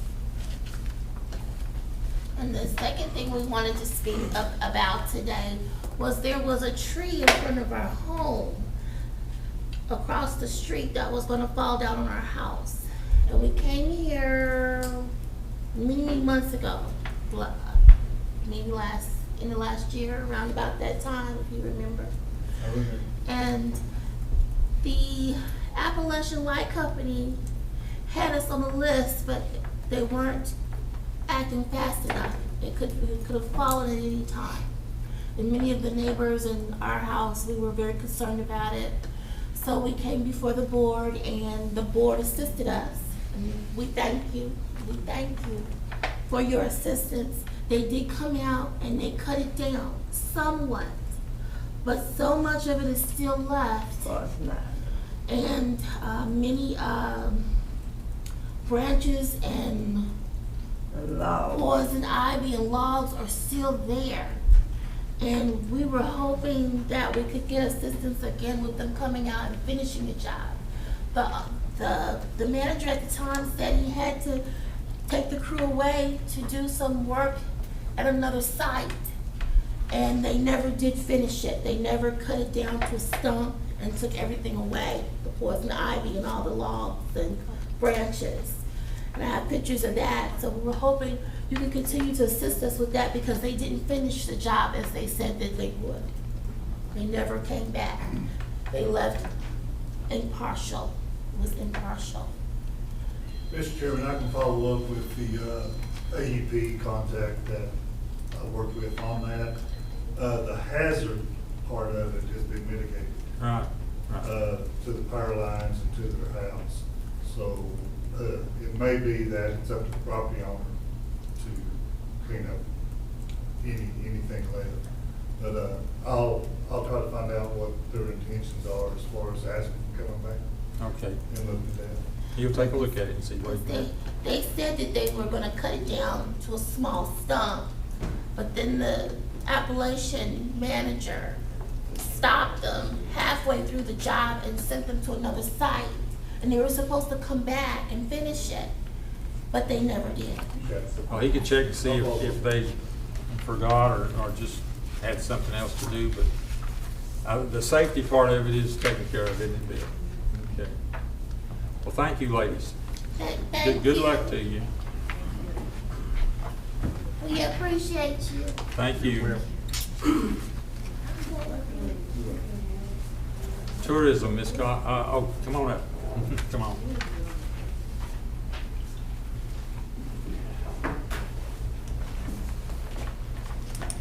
Ladies and gentlemen of the board, thank you for your time tonight. First thing I'm here to look for is to request your consideration for donation to the Tennessee River Roundtable, which I'm a member and have been, I think, since about 2012. A member representing Scott County. Tennessee River Roundtable was a 501c3 nonprofit organization based in Abingdon that serves 2 cities and 7 counties, which Scott County is part of that. Our mission is to improve water quality of the Clinch, Powell, and Wilson rivers in southwest Virginia that flow into Tennessee. To improve water quality, we secured grants, stabilize stream banks, and restore rivers by slowing the flow and by planting trees to reduce erosion and land loss. We coordinate outreach, train citizens in stream monitoring, help citizens build rain barrels, provide resources to teachers, and assist schools with outdoor classroom development. We're especially pleased to assist Teacher Don Williams, Lake Fleming here in Gate City, her outdoor classroom, installed rain guards to launch the cyclone years ago. Since then, we've awarded several mini grants to the school after students and teachers participated in our annual Clinch River Youth Summit, coordinated with the Clinch River Valley Initiative. We also partnered with the initiative on a teacher symposium. The roundtable leads a regional initiative to define recycling markets through the Southwest Virginia Regional Recycling and Solid Waste Working Group, which Scott County is a member of. The networking has resulted in increased cardboard recycling, sharing of future opportunities. People that represent each county and city and other board seats pay dues to help with fundraising. We also do fundraisers at least 3 times a year to help raise these funds. And what we're asking for tonight and what these funds go towards is we have one employee. And when I say we secure grants, that one employee really is the backbone of this entire organization. And so everything that gets done within Upper Tennessee River Roundtable organization, she makes everything work with this group as far as grants and everything. And there's money in a lot of these grants to pay for part of salary for this person, or which is Carol Dawes, our executive director. But not everything is covered for salary. So some things you may have to work on her own time without getting compensated for it. And like I said, it wouldn't exist. All these things wouldn't get done if it wasn't for that one paid employee. And the county doesn't pay, and each county doesn't pay for the membership. I pay for it, but I also pay for a lot of things as far as the fundraisers and things that we do each year to help raise these funds. And it's just what we're here to ask for tonight. Y'all have any questions? What's the amount that? We don't have a specified amount that we're asking. What have we done in the past? Nothing that I'm aware of.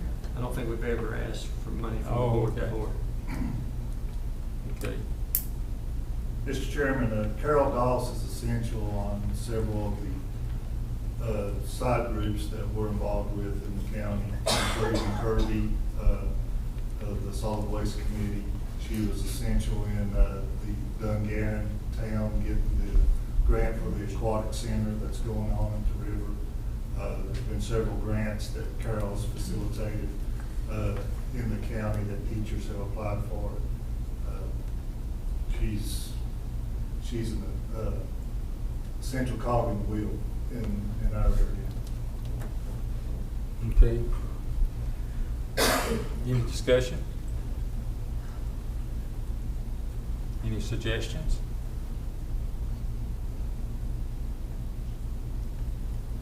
Do you have any amount in mind? I was gonna say, what do you have in mind, Jake?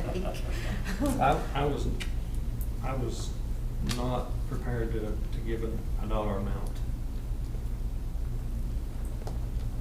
Okay. How much is needed again? We're always needing and always He's really not gonna give us any number, is he? What's her salary? Her salary, I'm not exactly sure, but it's hourly. It's in the lower 20s. I'm pretty sure. And she's Dr. Carol Doss. Is she full-time or just part-time? That's what she does. That's her job. She's more than full-time. She is awesome. So she's a full-time. How many counties are involved? 7 counties, 2 cities. Have you been to any of the other counties, or well, I guess you wouldn't, but they, yeah. what have they? But I don't know. I know that they were going to go to other boards, Yeah. but I don't know if any has yet. Okay.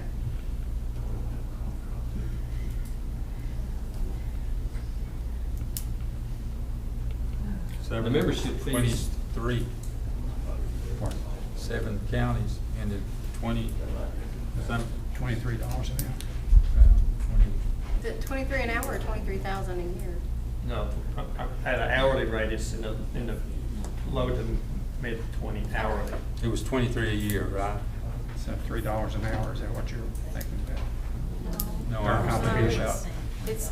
It's $23 an hour. So that's what, you're asking what she gets paid, correct? Right. That's, on an hourly fee, that's about what she makes in the. $23. Oh, $20 an hour. $23 an hour So it'd be for a year. 46,000 a year if she's full-time. 46. Divide that by 7 counties, that's what, around And 2 cities. 6,800 somewhere. And 2 cities. Oh, yeah. What were you about to say about membership fees? Oh, I was just saying, that membership fees are not high that we pay.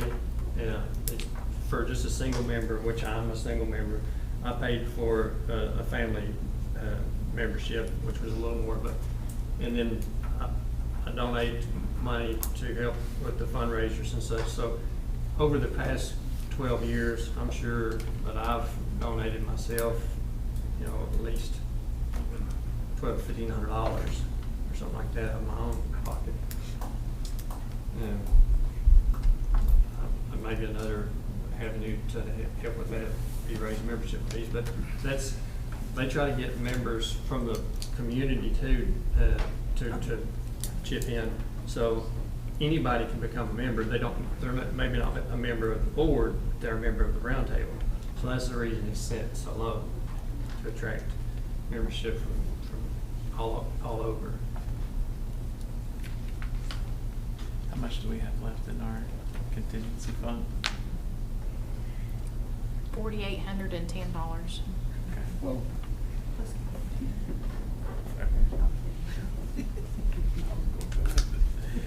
I could say that anything that's donated would be appreciated. I believe he's asking for the upcoming budget year. Is that not correct? For fiscal year 25? I think so, yes. this would be a budget item then? Yeah. Oh, That's how the letter read. It said fiscal year 25, unless I misread it. I'll make On a your motion on fiscal- 5,000. Fiscal year 25 budget. That's a starting point. Okay, for next year's budget, we have a motion from Darrell for 5,000. Put that in there for 5. That's what we're saying. Put 5 in there for this, for the budget. For the next year. Yeah. Okay. So We have a second. That's as a starting point for negotiation. Yeah, Okay. that's a starting point. You Okay. can do whatever you want to do. I think that's a fine starting point. I'll second it. Okay, we have a motion and a second. All in favor say aye. Aye. Opposed? Okay, $5,000. So we'll put 5,000 in our line Next year's item for budget. you for next year for this program. Thank you very much. We'll have one more item, don't you? Yeah, one more item, change hands here. Okay, I'm sorry, could we let Mr. Dishman come up now? Sure can. And let him get his in, we'll call you back in just a second.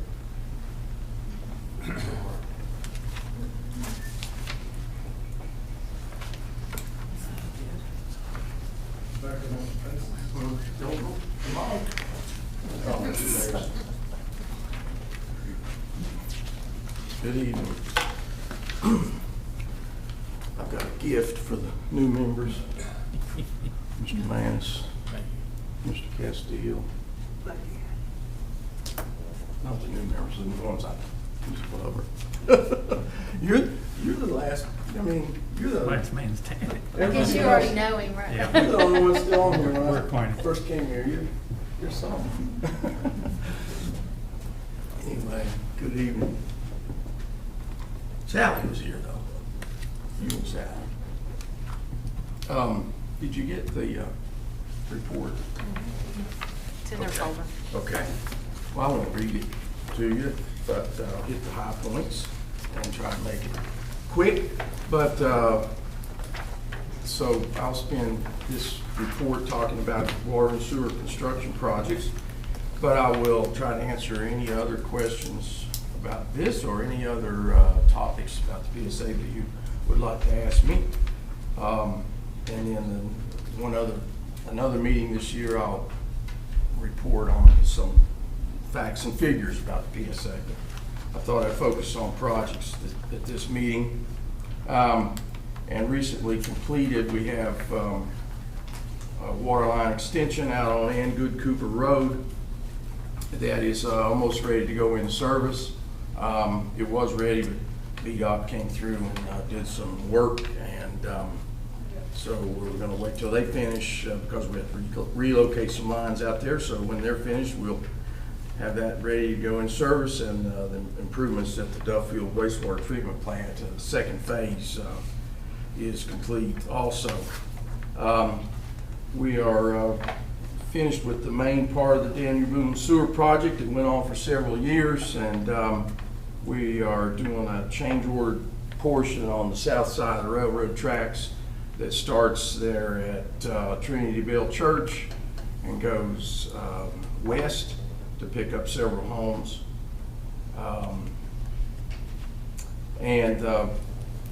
So it crosses under the railroad tracks there, so it's pretty expensive, but we'll serve the church and several homes in that area. And we're still working on Nicholsville, upgrading their water and wastewater systems.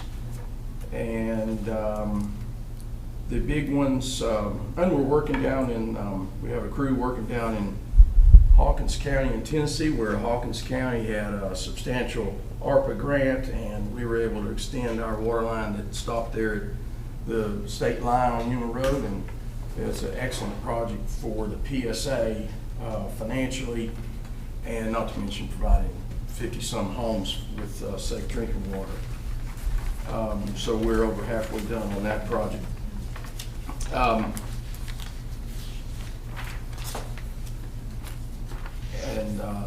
Likewise, the Upper Cliff Mountain second phase project is almost complete.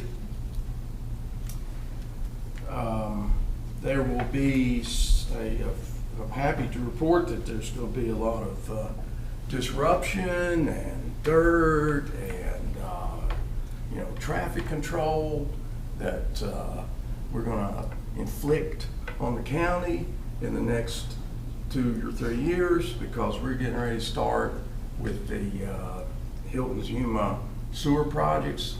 And Daryl's been working on this for years. We're getting ready to start those. We anticipate construction to start this fall. These are in 3 phases, and it will go on for about 3-4 years. So it's going to be a great public health improvement and economic benefit to those areas. Likewise, the Central Scott Water Project is, you're going to see it under construction. We anticipate that to be started in the fall.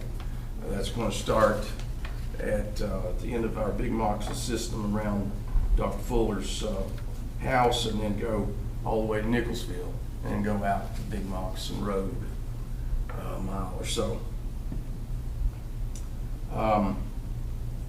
We have water line extension projects we're going to be working on this year, and Ms. Addington will be, and Mr. Castile will be pleased that we're going to be serving more folks on Hunters Valley Road, Hunters Valley East. We got to complete that this year, as well as extension on Federal Road toward Mendota and Shoals Lane. We are replacing galvanized line in Weber City. That's going to be an ongoing project with several phases. And we are still seeking funding to do the rest of the Central Scott project, phase 2, phase 2A and 2B. And we're having, Eddie has organized one meeting already in Nicholsville, and he's organized a second meeting at the Midway Methodist Church to focus on the Midway and Twin Springs phase of the second phase of Central Scott. So that's coming up April the 18th, I believe. So folks are encouraged to come, and we'll update them on the status of the project, and giving them an opportunity to sign a user agreement, which will help us get funding for that project. Will that line tie back in, back toward Gate City? How far back will it come? Will it come all the way back up the bluff? I don't think it ties in at 71, this intersection of 71 and 72. I don't think it does not tie in there. It comes down to, what is it, Alley Valley? Reed Hollow Road. Reed Hollow Road, okay. At the bridge. Yeah. Right there at the 3 or 4. So it's supplied from the Twin Springs area, from Nicholsville, Twin Springs over that way, but it does not connect into Gate City. That's the tentative plan right now. Speaking of Reed Hollow Road, we are still seeking user agreements to do a water and sewer project for Reed Hollow, and we just need more interest and more user agreements, particularly the sewer side, and our engineers are going to kind of refocus their efforts, restart their efforts on that after the first round didn't really get enough user agreements, but I'm optimistic that the second round will. But that's pretty much all I wanted to highlight on construction projects, but I can try to answer any questions you might have. Are they making any headway on that guy that comes to the meetings wanting water, that he's within? That's a Fairview Phase 2, and one of our engineering firms, the Lane Group, is working on that. Our board approved seeking funding for that, and so that's what the Lane Group is working on right now, is a preliminary plan and see where we can get some money for that. The problem is there's a lot of space between homes, and you know, water line is very expensive. A half mile is a lot of money to run just a certain one home. That ain't the one, is that the one Linda Wisco talked about? Last night on the Linda Wisco. 30 homes in Lee County and 5 in Scott. That, their PSA is gonna take a look at coming across Flower Gap, is that what it's called? That's correct. The Lane Group is talking to Lee County.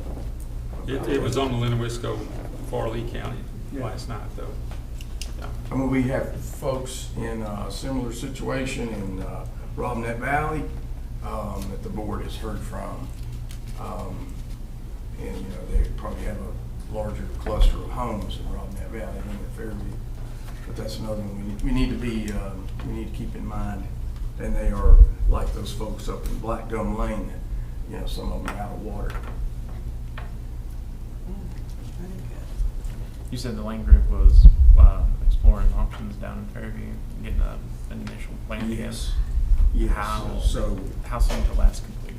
Well, the funding applications are due at certain times, Right. so it's going to be some months before they'll know anything. In the meantime, are they, seeking additional user agreements? Seeking user agreements, right. So I've been talking with people in the community, they haven't Want heard to talk anything. to Mr. Bledsaw? It would be great if because he's come to our meeting several times. It would be great if we had a spark plug down there, and that he's somebody that could do that and stir up interest and distribute user agreements and get people to sign up. We have some signed, from the past, Right. but more is better. Yeah, let me know what we can do to move. Yeah, it pass along. out user agreements. Yeah. Door to door. They're on our website if you want to print them out, Yeah. or we can mail you some. Okay. So or the you can come by the extension office. on, the extension on Federal Road, is that the entire Federal Road going all the way? I don't know if it toward goes all the way to the Mendoza? river. I don't know. Because I had a few But- homes when I was campaigning that, wanted to What'd you hook promise into the them? water. What'd you promise?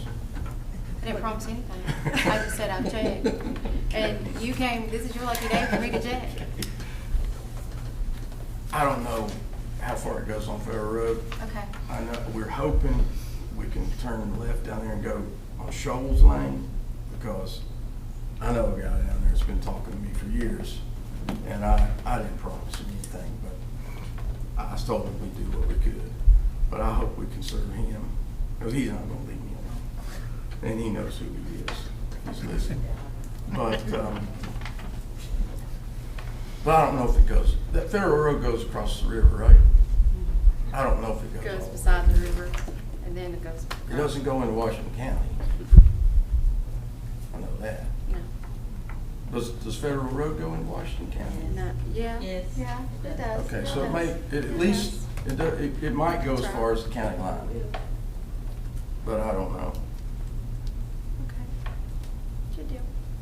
We don't serve out of the county, except in Hawkins County. I was gonna say, wait a minute, you just said Hawkins County. I said except Hawkins County. And that's gonna be a separate water system. And they paid for it, so.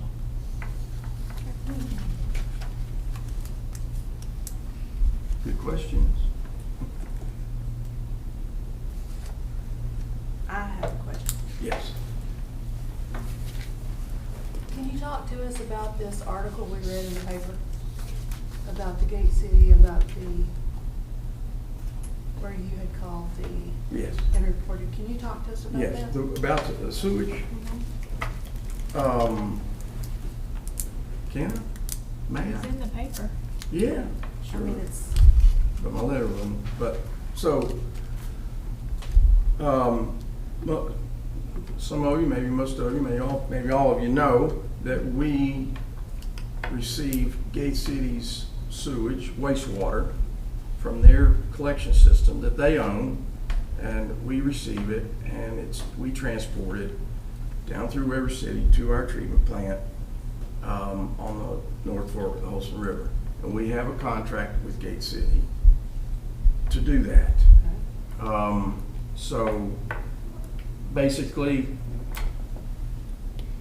at the location where we accept their wastewater is off of Filter Plant Forward, which is behind, what is that Baptist church, that one you see? It's below the hill along with Big Moxon Creek. Community Baptist Church, thank you, Community Church, whatever it is. So their collection system terminates down there where we take their wastewater into our pump station. And we discovered an overflow pipe in their last manhole back in the late fall that we never knew about. So although we had seen it overflowing, we thought it was, we didn't really know, we thought it was coming from somewhere else. We would report that to DEQ. We thought it was our pump station overflowing. We knew that they had excessive flow. They knew they had excessive flow.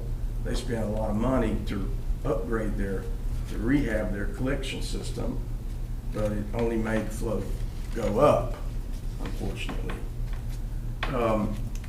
But we discovered this overflow pipe. We reported it to DEQ.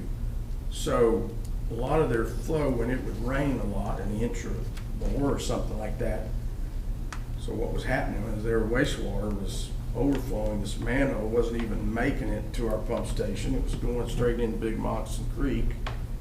And we discovered it. We reported it to DEQ. That DEQ made, Department of Environmental Quality and Abington, made the town eliminate that overflow pipe.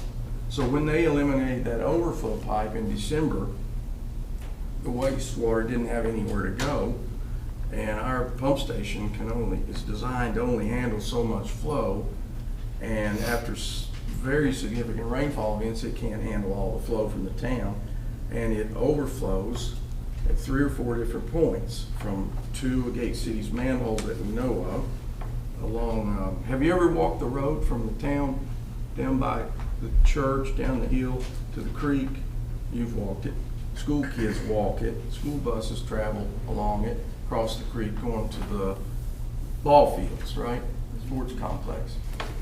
And so that's right where this is. So this wastewater is overflowing. It's running across the ground everywhere as we're going down in the creek. It's also overflowing our flow measurement channel. So the pumps can't handle it, so it's got to go somewhere, so it just overflows. So the letter was notifying that the town had to fix their problem, as you know, per our contract. They had excessive flow. It also notified them that they were exceeding their capacity in our pump station, so that they would have to, you know, do something about that. And it gave them 90 days to come up with a plan to address those two problems.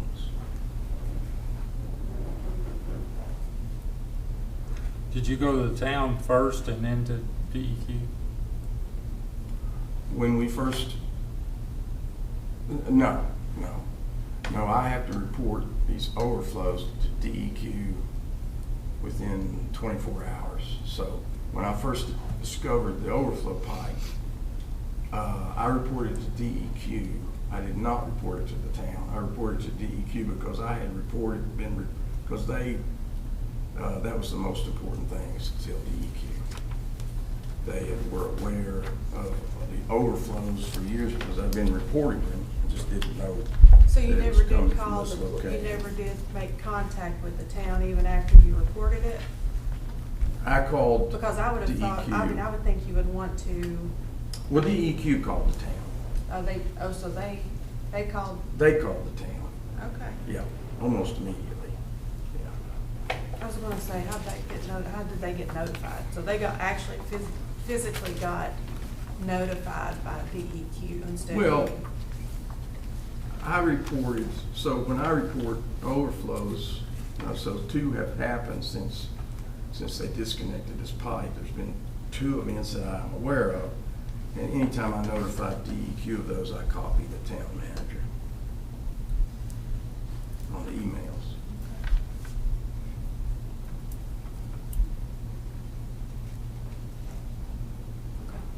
So that's what that article was about. Any other questions of Mr. Dishman while he's here?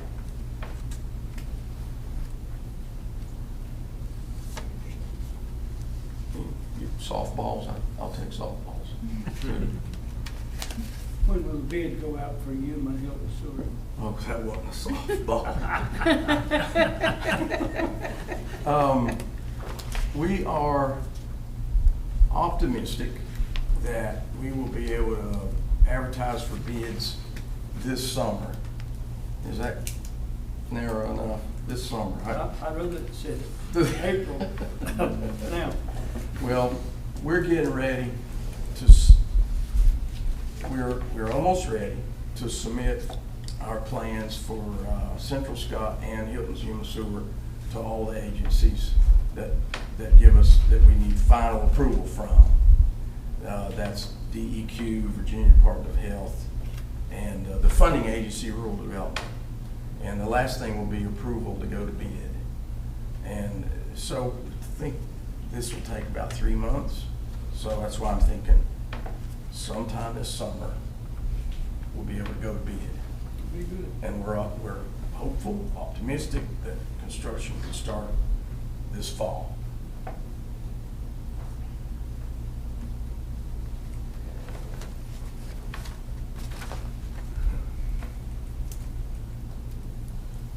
Anything else? Anything else? Thank you, Mr. Dishman. Oh, thank you. If you look on your tablets at 8D mutual aid agreement. Did you have a C2 or C1? Yeah. Hang on. You're gonna do it later. We'll do her after this mutual aid agreement. Okay. The mutual aid agreement's on your tablet. It is requested by the sheriff.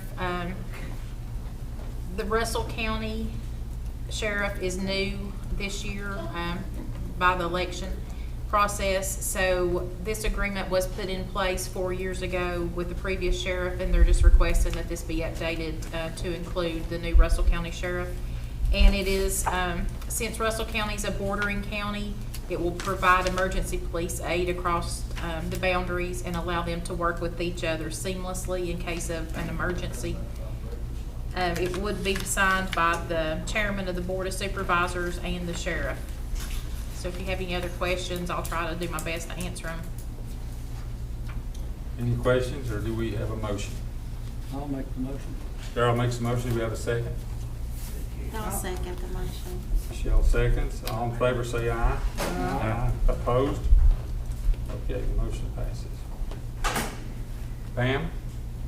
Did you want to go back to Jay? If we're staying in order, you're actually next, Oh, okay. since we amended the agenda at the beginning. Okay. Okay. I'm sorry, I gotta do something. That's just like, I'm gonna fall. Sorry. Oh, okay. Good evening.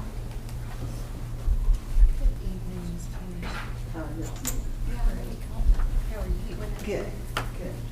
So, presentation,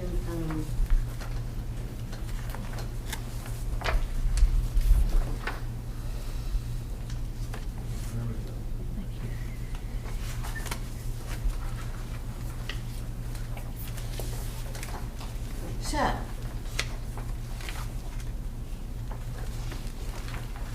I'll be brief. How's that? So we always start with what I've done. So we kind of go through the events from December through to April, and so I guess, okay, there we go. First thing was, of course, was the Santa train. This was the 81st running of the Santa train. Always love it. Even the same day you have the Gate City open house, and I always have to run to try to get from one to the other. Also have lighting of the tunnel in December. That's always a great event. My husband made the mistake of, his brother was in town for for Thanksgiving. And so he decided that we would go that very first night. Big mistake. You don't ever go that very first night, but that's always a great event for the tunnel and Scott County. I know a lot of folks come and stay for the lighting of the tunnel. Of course, you had Christmas parades, Gate City, Dungannon, Nicholsville. Gate City's parade was moved because of rain this year. Sherry Hilton has taken some of those photos there. She does such an awesome job. We do have a new business in the area, and that is the venue at Circle V Stables in Nicholsville. I have been working with her. I did an interview with her, and I'm going to put a story on the website. They worked about 7 months trying to get it ready for her daughter's wedding, and she has probably the whole month of October and November booked for weddings, and then she's having to back up and go into the summertime, and it appears that fall is now the most favored time to get married, as opposed to the summer when I was growing up. Had ribbon cutting for Grizzly Tattoo. I wasn't there that day because I was doing the interview with Mrs. Vickers in Nicholsville, so I'm sorry I missed that. And I know Jeff talked just a minute ago, so he talked about the things that we've been doing with the Virginia 250 years, and they're calling this a revolution of ideas. And I think if I can get this down here, I can play Jeff, I can play Jeff's. I have no earthly idea why. Okay, can Can you, you should be able to click right there. Yeah. My name's Jeff Arrington, and I'm here with the Virginia 250 Committee. Now that group is a group in the county, and we are working to build up excitement and celebration around the 250-year anniversary. Now with your alls, the reason we're doing two groups, well, one thing first off, as you're pouring this, you notice how it looks a lot like milk. Making butter. Did y'all ever think you'd be making butter today? No. With the liquid, that's a butter, that's all those fat molecules sticking together. It's the buttermilk coming out. Now we are mixing the salted and unsalted buttermilk, and that's okay. Just pour it till that butter plops out of there. And there's your butter. The worm is definitely working better. It's our butter. You all just made this butter. This is butter that you all made. Try it out some stuff. This is mine, but it's pretty good. Let's go. Jeff is an amazing volunteer. He goes and he dresses up, and that, like he told you all before, that was STEM students. And he showed them how to make butter. I'd never seen butter made myself. As old as I am, I didn't know that you could shake all that up and it would make butter. So I'm very thankful to have him working on the VA 250. And as he mentioned, the next thing that we are doing is the Colonial experience at the Blockhouse, and that will be a phenomenal event. The lady who is spearheading this is, like you said, Pamela Eddy, and she has enlisted probably 60 reenactors to be there that day, and you will be transported back to the time before the American Revolution in the year 1774. So I know a lot of folks are going to come, and they're going to bring their children, and they're going to dress up. You'll be able to meet Sam Adams. He'll talk to you about how he feels about the taxation and everything. You'll be able to meet an indentured servant, a lady named Molly McGuire, and she has a lot of folks that do an excellent job as reenactors. It's not something, they become really in tune and in character with this. So, my name's Jeff Eric. Okay, this is just a hard day. Upcoming events, like I said, the Colonial experience, the 4th of July parade in July at the Natural Tunnel. We're kind of partnering with a lot of folks and labeling this as VA 250 events. They'll do the Liberty Celebration, and Lamplight Theater does that. They are talking about doing the Harvest Festival that they used to do back pre-COVID. So, and then next year they were going to do Old Christmas burning of the Yule log, and I don't think they've decided whether that's January the 4th or the 11th, because the way that it falls, it doesn't exactly fall into the right time of Old Christmas. That Saturday doesn't. But the biggest thing that they will be doing next year, and probably for the VA 250, is the Wilderness Road reenactment, reblazing the trail. They have some things that they're going to be doing. They're discussing doing a candlelight series. They used to do those in kind of the shoulder season, the soft season during the wintertime, and like to have reenactor training, some clean art, some photography competition, and the interactive murals. And we talked about most of the interactive murals that they have talked about doing would be in the downtown Gate City area. Jeff has this wonderful vision that, you know, and I'm not sure that this can be done, but anyway, you know, the retaining wall in front of Gate City, in front of the high school, you could really paint a mural all the way down through there. And I guess that would be, with permission from VDOT, you'd have to close that road for weeks to do that. So I'm gonna let him ask for that. And as you all know, this is the 50th year for the Carterfield. They've started with their special programs. The Seldom Seen was there 2 weeks ago, and they had a surprise guest, Carlene Carter. She came up and sang the last song with the Seldom Seen. Seldom Seen is one of my absolute favorite bands. They were phenomenal. Appalachian Rising will be in April. They're doing a special show every month. In May will be Sister Sadie and Trey Hensley. Ring of Fire. Has anybody ever seen the Ring of Fire, the Johnny Cash show that the barter players put on. That is an excellent show. They'll also be doing that at the Barter Theater, but if you can see it at the Carter Fold, I highly recommend that. That's kind of like seeing Keep on the Sunny Side at the Carter Fold. Russell Moore and Third Time Out, and then they're going to be doing the 50th Annual Carter Family Fold Memorial Festival. And there is a record deal in place right now with Carl Jackson, and apparently, from what I understand, they're going to be recording Carter family music.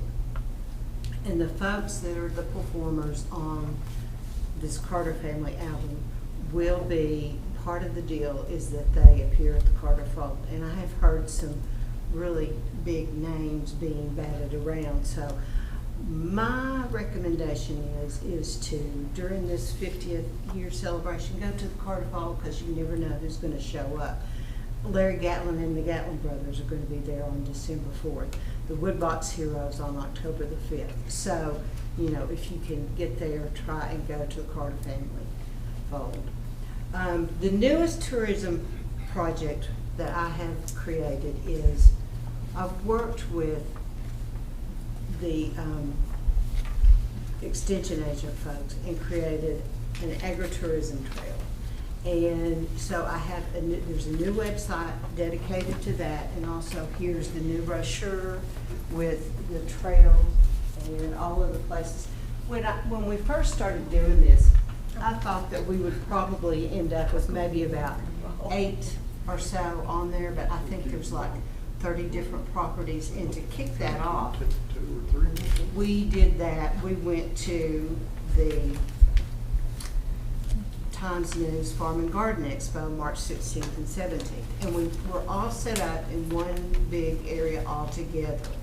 And I gave away a really nice door prize that we put together, and the folks there were able to sell products. They had products there for sale and everything, and some of them told me that they made well over $1,000 during that weekend.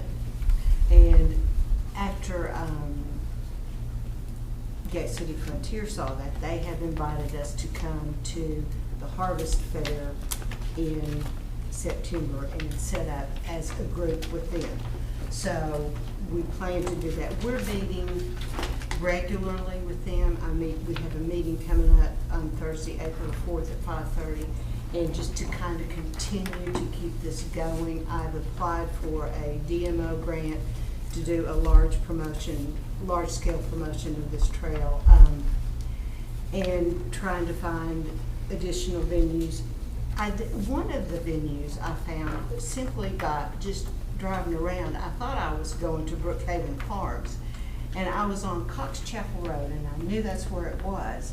And I saw this place, and I decided that looked like it should be Brookhaven Farms. Well, it wasn't Brookhaven Farms. It was a place called Appalachian Cove Forest Farm and Homestead, and they joined our group. They work with the Appalachian Sustainable Development folks. You met him. He was right next to you all, and he's a botany teacher at UVA Wise. So I'm trying to make it as varied as it possibly can be.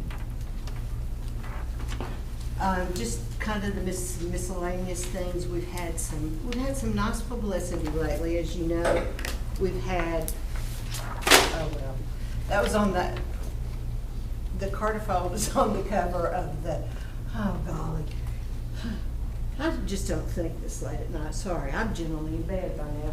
Okay, so anyway, so the Carter Fold was on the cover of the Visitor's Guide this year, and I swear I've not been drinking, so I'll pass that around.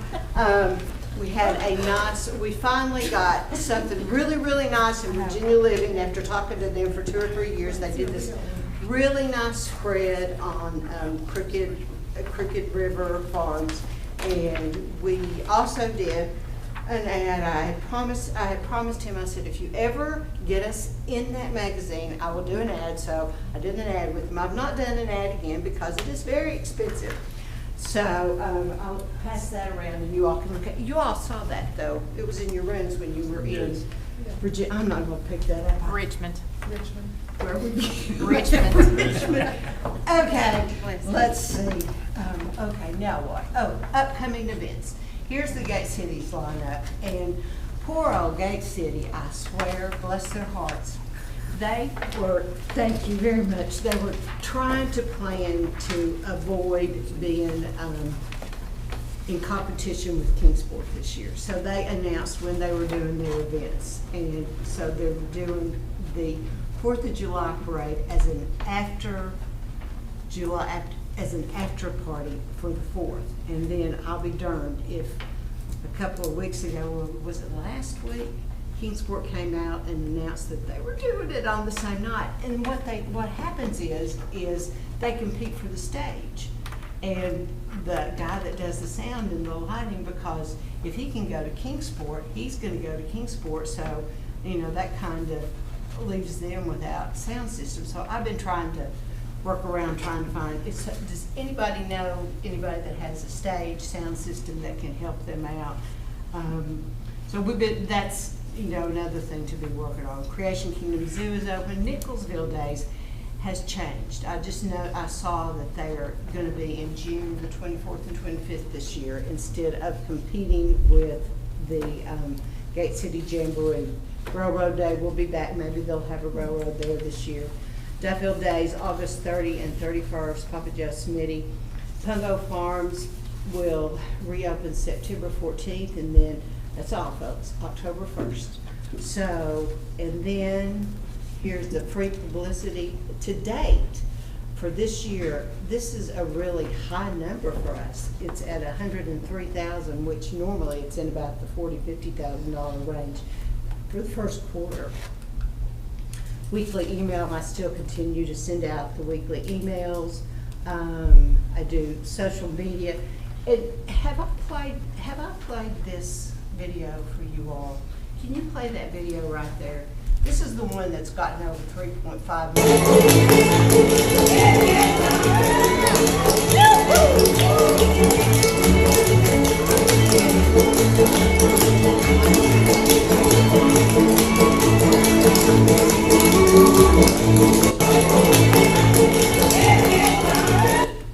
So the last, when I was at the Carter Fold, I also did a video with Carlene Carter, and now that's up to about 80,000 views, and that's just been in a couple of weeks. So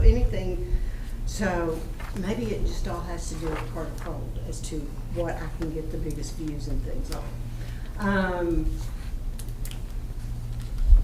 Does anybody have any questions? Sorry. I will say you did, I think you had 14 participants Yeah, I had booth 14. at the expo. Yes. You did a really good job putting Thank everybody together. Thank you. And you won a qualifying contest over there for the national. You want to share that with us? I'll do that. I'll do that the day I leave. How's that sound? I have the video. I was if gonna say, anyone there's a wants to see video. it. There is a video, and apparently my son-in-law found it too. So it is on, it's on YouTube.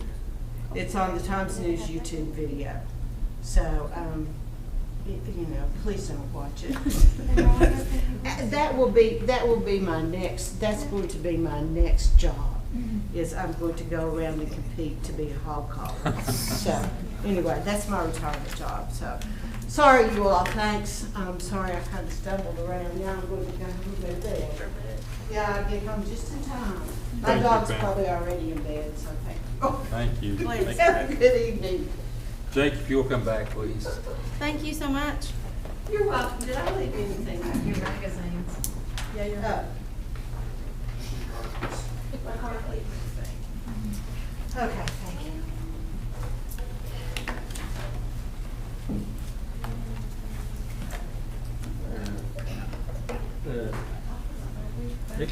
Next proposal from year 4 as animal control officer is to basically propose an amendment to our animal control ordinance to prohibit running at large of dogs and running at large packs of dogs. And running a larger pack can consist of two dogs. And it may not be that it's just one person's two dogs. It may be Daryl's dog and Chris's dog. They get together, conspire to kill a bunch of goats, and now each of you owe somebody $700 a piece for some goats, and didn't know that your dogs was even getting into anything. And if they had, if I have a avenue to prevent that from happening, then this is what it is. That's what I can do with this change in the ordinance. There's a lot of cases where I have dogs that are in packs that are chasing cattle, horses, and obviously smaller livestock, goats, sheep, and sheep don't even have to even be attacked to die. They almost all die even without being bit. And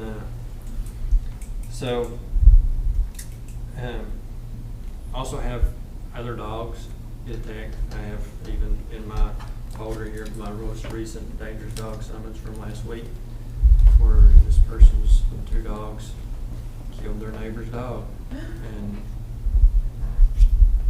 if they had come to me and I had this, obviously maybe I could have prevented that from happening. But sometimes responsibility of both parties come into play. That this guy, this particular person, could have called a couple years ago when he got attacked the first time that I didn't know about, and maybe I prevented it that way. But there's always these person's dogs may be the sweetest things when they're at home and never buy a biscuit, but when they get out away from home, they act like a bunch of young teenagers and get into stuff that they wouldn't get into at home. And most of the time, when I tell people what their dogs have done, they cannot believe it. Not my dog. And then they have to end up a lot of times losing their dogs because of what happened. Yeah. In addition to what's already happened to somebody else's dog or other animal or person. So, and it could just as easily be a person that gets attacked, and there's a big dog. I'm not going to be breed specific, but a big dog has a big bite, and if it were me, I'd much rather be bit by a little dog than a big dog. Even a little dog hurts. I've been bit a few months ago right on the wrist, and the dog wouldn't turn loose, and I had to basically hold it for a long time before I could get my arm out of his mouth. And so that's basically what it is. And the running at large in a pack can be charged, and a civil fine imposed to help prevent worse things from happening than the dog just being a nuisance. Like and if it's a first time offense, a lot of times I can go talk to somebody and tell them what's going on, and they can remedy it. But if it continues to go on and they don't show any responsibility in resolving the problem, then if I have this, I can put some teeth into it and perhaps change their mind about whether they keep their dog up or not. Go ahead. Throughout the year, we'll get a number of calls from people that say, this dog is on my property. This dog is on my property, he's barking at me as I drive my four-wheeler through. We get those calls all the time. And our answer has been, has he bit you? Has he damaged anything? And if that answer is no, we don't have any recourse of helping them in that situation. And that's a hard sell to people when they have a dog running over their property and we can't do anything about it. You know, if it bites you, call us. You know, if it kills a cow, call us. But what this will do will give us authority to enforce if my dog is running on Mr. Jeter's place and he don't want it there. You know, the first thing we would do, Jake would contact me and say, hey, your dog is roaming at large and it's against this ordinance. And I should take care of that as the dog owner. If I don't, and it reoccurs, and then he would charge me for the ordinance.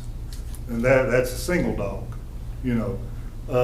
It gives us an opportunity to enforce that, and it's something that we get calls on all the time.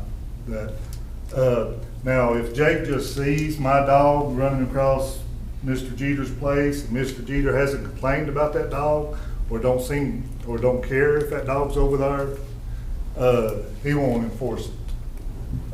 He won't be chasing dogs down just because they don't look to be on their property.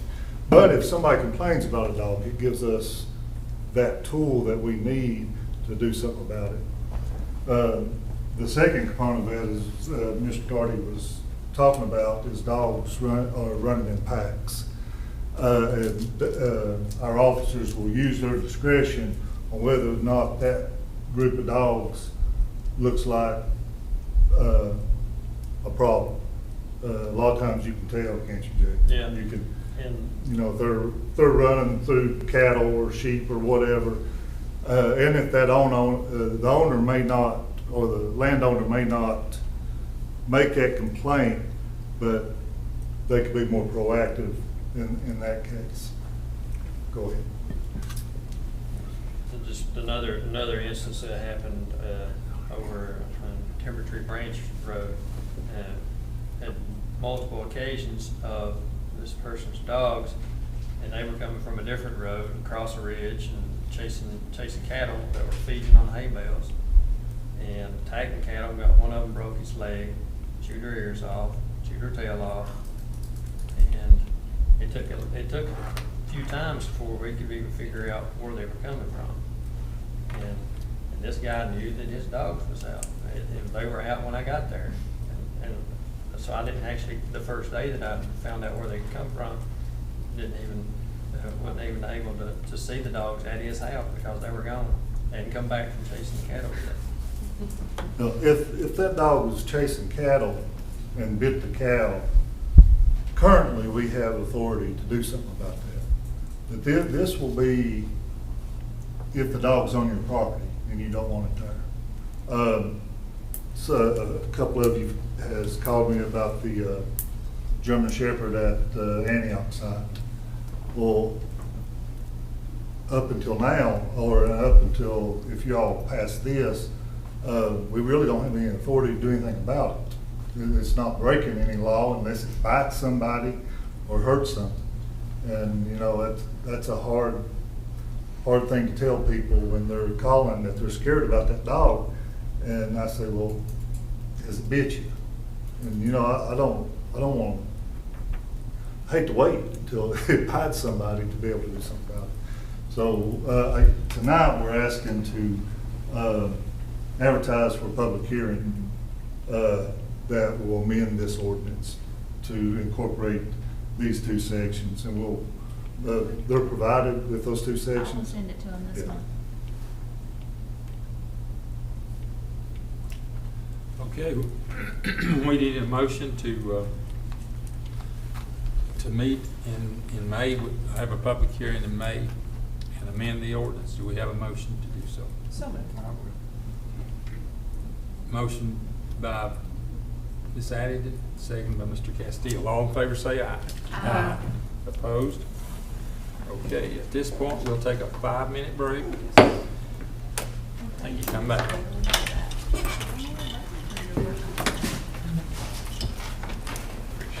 Keep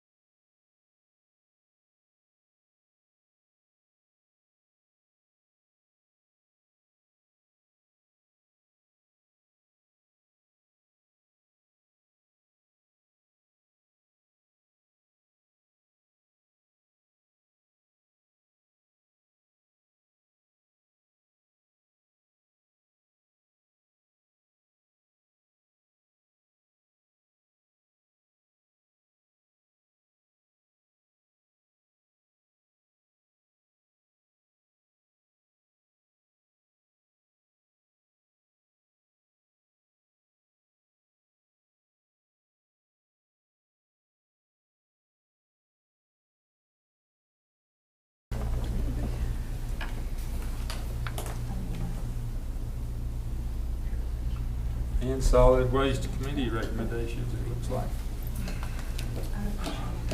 Good evening, Board.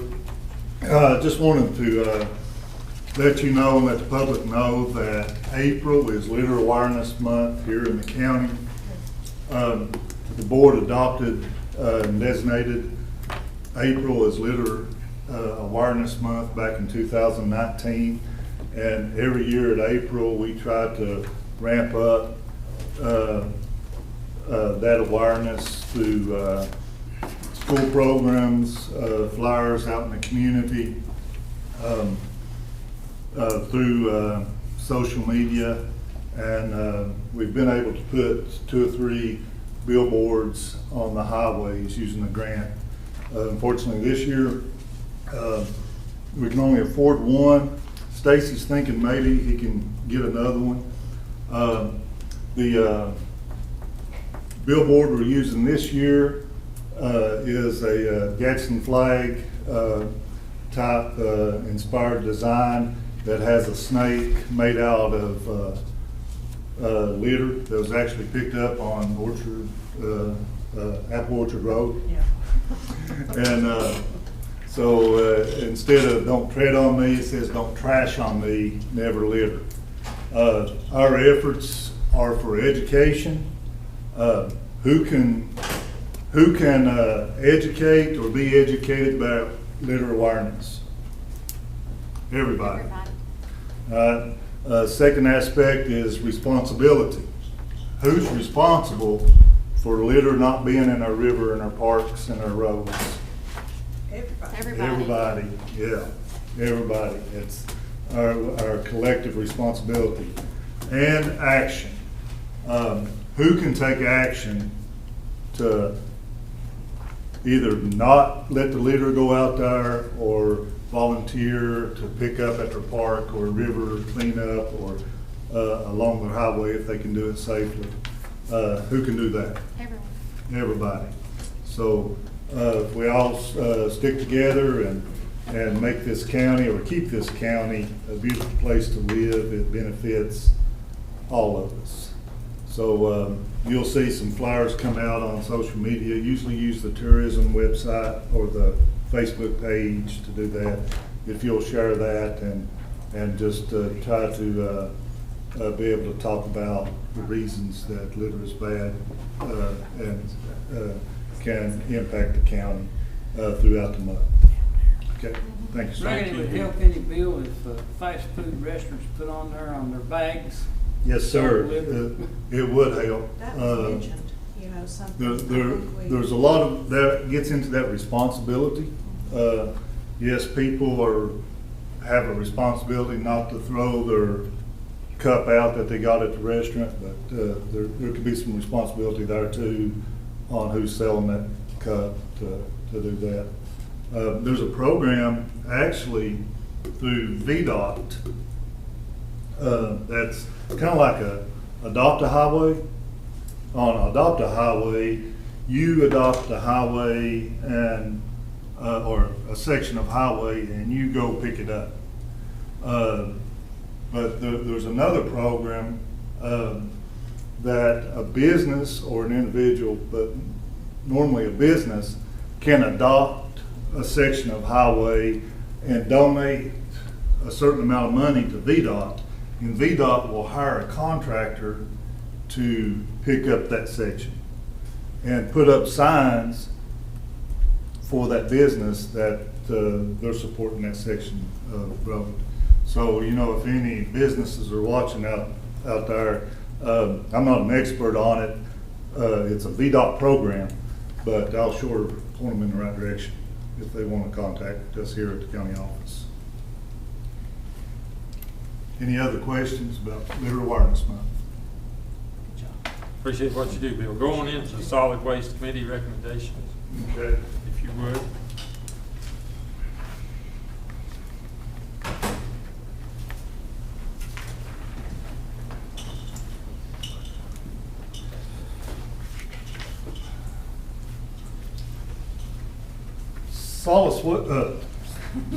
Let me try that again. Solid Waste Committee met 2 or 3 times to discuss issue coming up. We were in the second renewal of our tipping and transportation contract we have with Waste Management going to the eco-safe landfill. That renewal is due May 7th. So we were looking at their proposal. The renewal has to be mutually agreed upon between them and the county to renew for the next 5 years. So we looked at the proposal. The normal increase per year during the 5 years is based on the CPI index for that industry, which is usually 4%, give or take.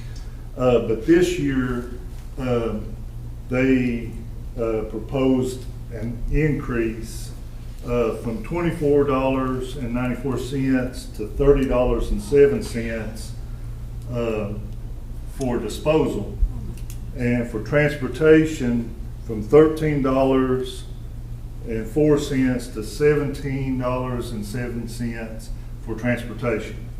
That's per ton. Okay, and we looked at that. I talked to other counties, and every locality was running into that kind of increase, and a lot of them go to the eco-safe landfill here.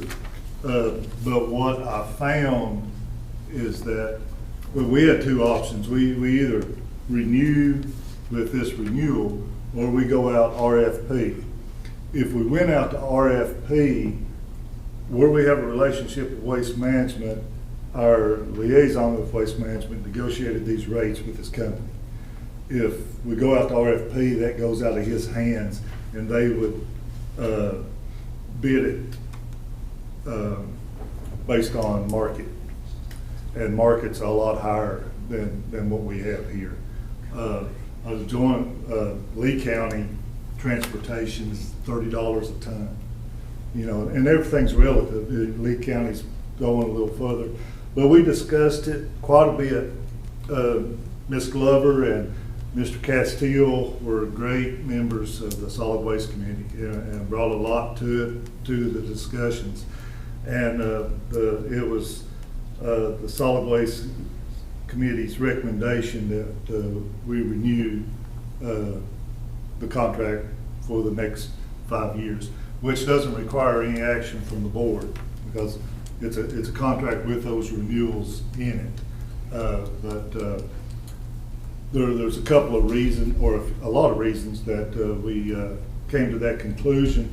And one of the big reasons that is that the dynamics of the area is changing quite a bit, and it'll be interesting to see what happens in the next 5 years, especially with the potential of Sullivan County building a mechanical recycling facility that will hopefully bring back recycling to the county and change some of our dynamics.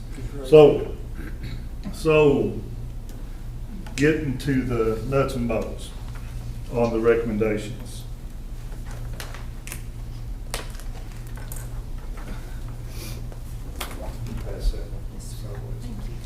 So when you take the transportation cost that's proposed and the tipping fee that's proposed, it equals $47.14 a ton. Okay, that's the first time that those two numbers have exceeded what our tipping fee is at the transfer station, which has been in place since the inception of the transfer station at a rate of $40 a ton. And anybody that remembers, even when we were a landfill, and that was the rate back when we landfilled. So it's been $40 a ton at our transfer station since we started. So the committee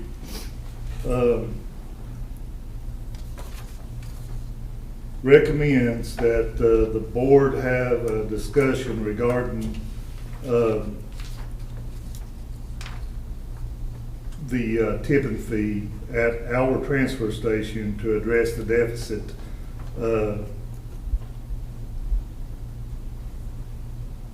from the 47.14 to the 40.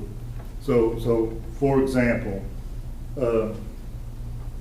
if we have waste management or some other contractor come to our transfer station and brings their trash there, we would charge them $40 a ton.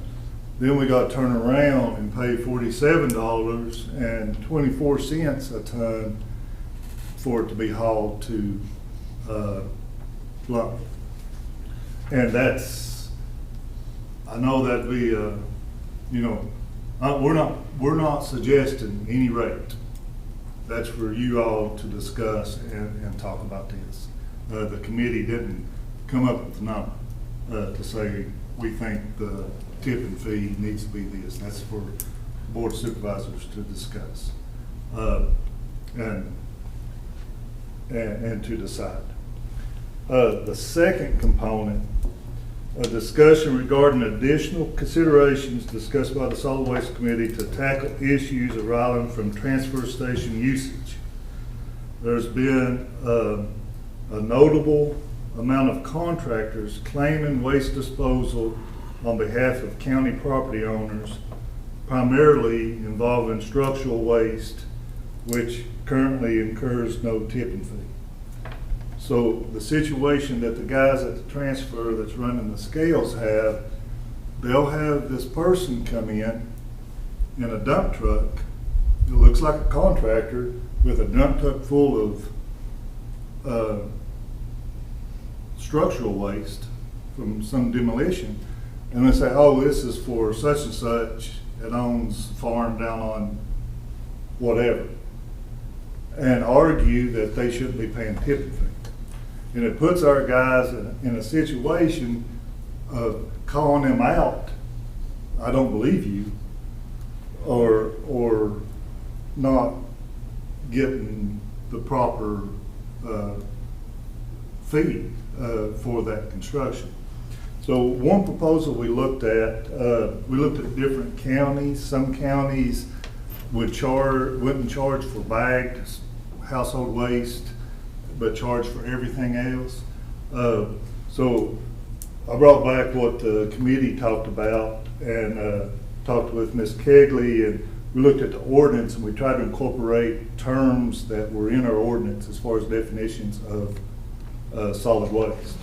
So if we looked at who wouldn't have to pay coming up, it would be those people as described in the ordinance under Article 4, Section 1, which is, in a nutshell, people who live here and own property, people who live somewhere else but own property here and the waste is generated on their property, and people who come in and have a relative, like their granny, come and help their granny clean out their house.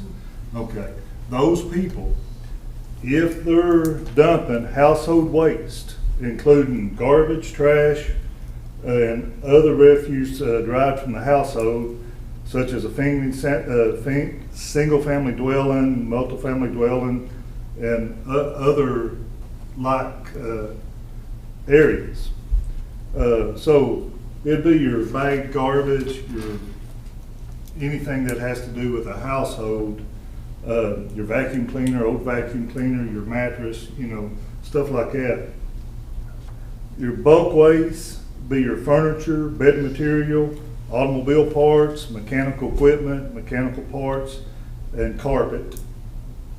And yard waste comprising of trees, shrubbery, leaves, fallen branches, lawn trimmings, woody waste, and animal carcasses. We have farmers that will bring dead animals, and somebody might bring a dead pet, or if you kill a deer, we take the carcass. But no more than 2 per trip, and that's because Waste Management won't take more than 2 per trailer load. That's their rule. We had someone show up with 15 dead, or 17 dead cows one day and say, here. And it was like, we can't take it. Yeah, that was a fun day. But we try to do that as best we can and use that discretion. We'll work with the farmer. If we can take 2 in this trailer and they had 4 cows struck by lightning, say, can you bring 2, later on or whatever. So we'll work with them. But things that would be charged to everybody would be bag commercial waste, like from stores and such. That's normal. Commercial waste from retail, wholesale, commercial establishments, like the boxes that the dollar store might have outside, and have a contractor bring it up our industrial waste, which all materials substance related to manufacturing, that a lot of that comes from Duffield. And here's the big difference. Structural waste means all building material resulting from erecting, removing, repairing, remodeling, or raising buildings and other structures. So if it's structural waste, regardless if it's, if I live in the county, I'm a taxpayer in the county, if I tear down something and it's structural waste and I take it to the landfill, I would have to pay the tipping fee of whatever. And then one thing that helps our guys, that's easy to distinguish between household waste and structural waste. Again, this is only a recommendation for discussion for you guys. In speaking with Ms. Kegley, you can do this through resolution, not changing of the ordinance on both the fee and these rules. So at that, if you don't have any questions for me, I think Ms. Glover was going to make a resolution for the tipping fee. Yes. Kind of talk about it with you guys. It's not been changed in forever. It's been many, many years. It's been $40 for a long time. And I honestly think that it's time to raise that fee. So. By how much? I personally think I think it needs to go to $55. That's setting off the cost, which is $47.14. So that's helping that, because it did go up, so that additional amount. So by setting it at $55, and we can fluctuate. I mean, we can go up, we can go down. You said, was it Smith County that was $80? Yeah, several counties. We're So, one of the lowest ones we're around. one of the Some lowest. of them are like $80. In the nearby counties, we're one of the lowest, so I think $55 would be reasonable. I have a question. That's a ton also. Right. When they come to pay that, does most people bring cash or a check? Most of the normal contractors have accounts that we bill them once. Now, other people that come in, both, they can pay cash or check. Yeah. I didn't know if it was because I mean, if she's, I'm just thinking ease. Oh, as far as paying $55 versus $60. I was all would for think- 60, but I was trying to be the middleman there. Well, I mean, So- I'm just thinking if you're going to the landfill and you're going to run through the ATM and you're going to get, you can't get $55. Yeah. I was for 60, but I was trying to be that middle person there, go in the middle there. So I was all for $60, was I not? How are you gonna control that, old Bill? If you raise it, ain't they just gonna start dumping it in the dumpsters like they do now? Is there a possibility that we could close the gates at 8 o'clock every single night at the dumpsters? There's a possibility, yes. You could do that, but you'd have to open them the next I know morning. I'm opening a can of worms, but if you close them at nighttime, you're not allowing people to come in at nighttime when we can't be there and dumping things that they shouldn't be dumping. They're doing it during the day too here. Sometimes we have people there though. Well, you don't have them there that much. It's what, 4 hours a day? But you've also got cameras, so. At 5 hours. But one thing, that would require that attendant to go to work twice in a day, as far as driving. Yeah, that's true. Trip there, trip home, trip there, trip home. Because you'd have to be there to That's open them true. in the morning and close them at night. Human's been that way for years. It closes every day, opens up every morning. Yeah. But in his situation, he Yeah. lives there I think that's close. probably Yeah. the smart. Yeah, it could. Because it's so close to Tennessee. Tennessee. Yeah, that's why. And- East Carter Valley Carter's does Valley that does as the well. same thing. Yeah. Duffield should. But every time you look at Yuma, those blue dumpsters is full of, somebody's tore this down, tore that down. It's packed full of 2x4s, plywood, and I believe they change mattresses daily. Can we not use the cameras for that situation though? If he comes in and he sees that We that can, dumpster's that full, can we not is. get that camera? We can,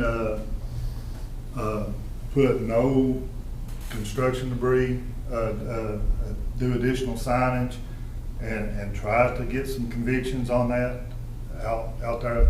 It's tougher than what you might think as far as, catching them there, seeing it, getting the tag, and even with cameras, that's tougher than what you might think. But you've got signs now that says metal in one and But they don't follow that furniture at in all. the other, but evidently a lot of them can't read. Yeah. Those issues are, man in the sides issues. They ain't one way to. They And I have don't one way to, think even they have one though- way to fix it. Yeah, I don't think you're gonna fix it no matter what. You know what I mean? I think you're always gonna have those folks that want to Somebody abuse there all the that. time's the only way you'd ever That's the fix only it. way you would ever fix that is Then if they'd you had have to be somebody. rough. Because people are, if they're gonna do it, they're gonna do it no matter what. The only way I know how to fix it is put a camera at every site and a loudspeaker and have somebody in an office or building 24 hours a day, so you'd have one employee watching it till you could holler at them at 2 o'clock in the morning, sir, you put the stuff in the wrong thing. And We want that job. then if you had the camera there, Oh, my. that way you'd have one employee watching all 14 sites. I want that job. I can do that. Actually, that's not an easy job, You know what watching you those get in the cameras camera, on. don't you?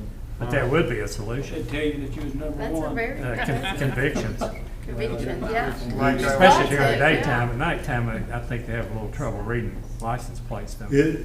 There's trouble reading license plates, at any time. I mean, you can come by and we can watch a camera and watch a car come in broad daylight. And if the cameras we have can zoom in, but to record it clear zoomed in, it has to be zoomed in whenever you record. You can't record this view and then zoom in to this spot because it's just blurry. Yeah. Now, if I knew where the guy was coming with the truck and doing it, so we could zoom in on those boxes and might be able to deter that. You know, that's a whole other discussion as far as we've talked about that some. Yeah. You know what we need to do, and a lot of it just comes back around to most of the issues we have has to do with them not being manned all the time. I think there's a little red truck taking about all the metal that you takes it, puts it in the trailer and sells it. I don't know what the. But it's expensive to man. Yeah. Yeah. It's an expensive endeavor to And man. which way is, do they get 20 hours a week, is that what it is, or 24? 24. One way to think about it, other than Yuma and East Carter's Valley, when they open Monday morning, close Saturday night, they're open for 133 hours. Yes. You've got somebody there 24 of that 133 hours. So there is a lot of gap time that somebody can do something right. Now, it goes back to responsibility. Everybody has a responsibility to go into that site and follow the rules and use it right. But unfortunately, You've got those that will that- not that- follow the yeah, rules. it doesn't happen all the And time. it doesn't matter what we do. Yeah. They're not gonna follow them, so. And we discussed in the meeting, we discussed about manning it, 8 hours a day, you'd open it and then you'd close it. Yeah. But then you'd have a lot of issues with that too, because that's gonna be costly, so. That would be costly. Are we utilizing any Scott service workers for those sites now? I know at one point we were. Not currently. Not currently. And that's, we've had one good one that was able to do that. Yeah. But, and,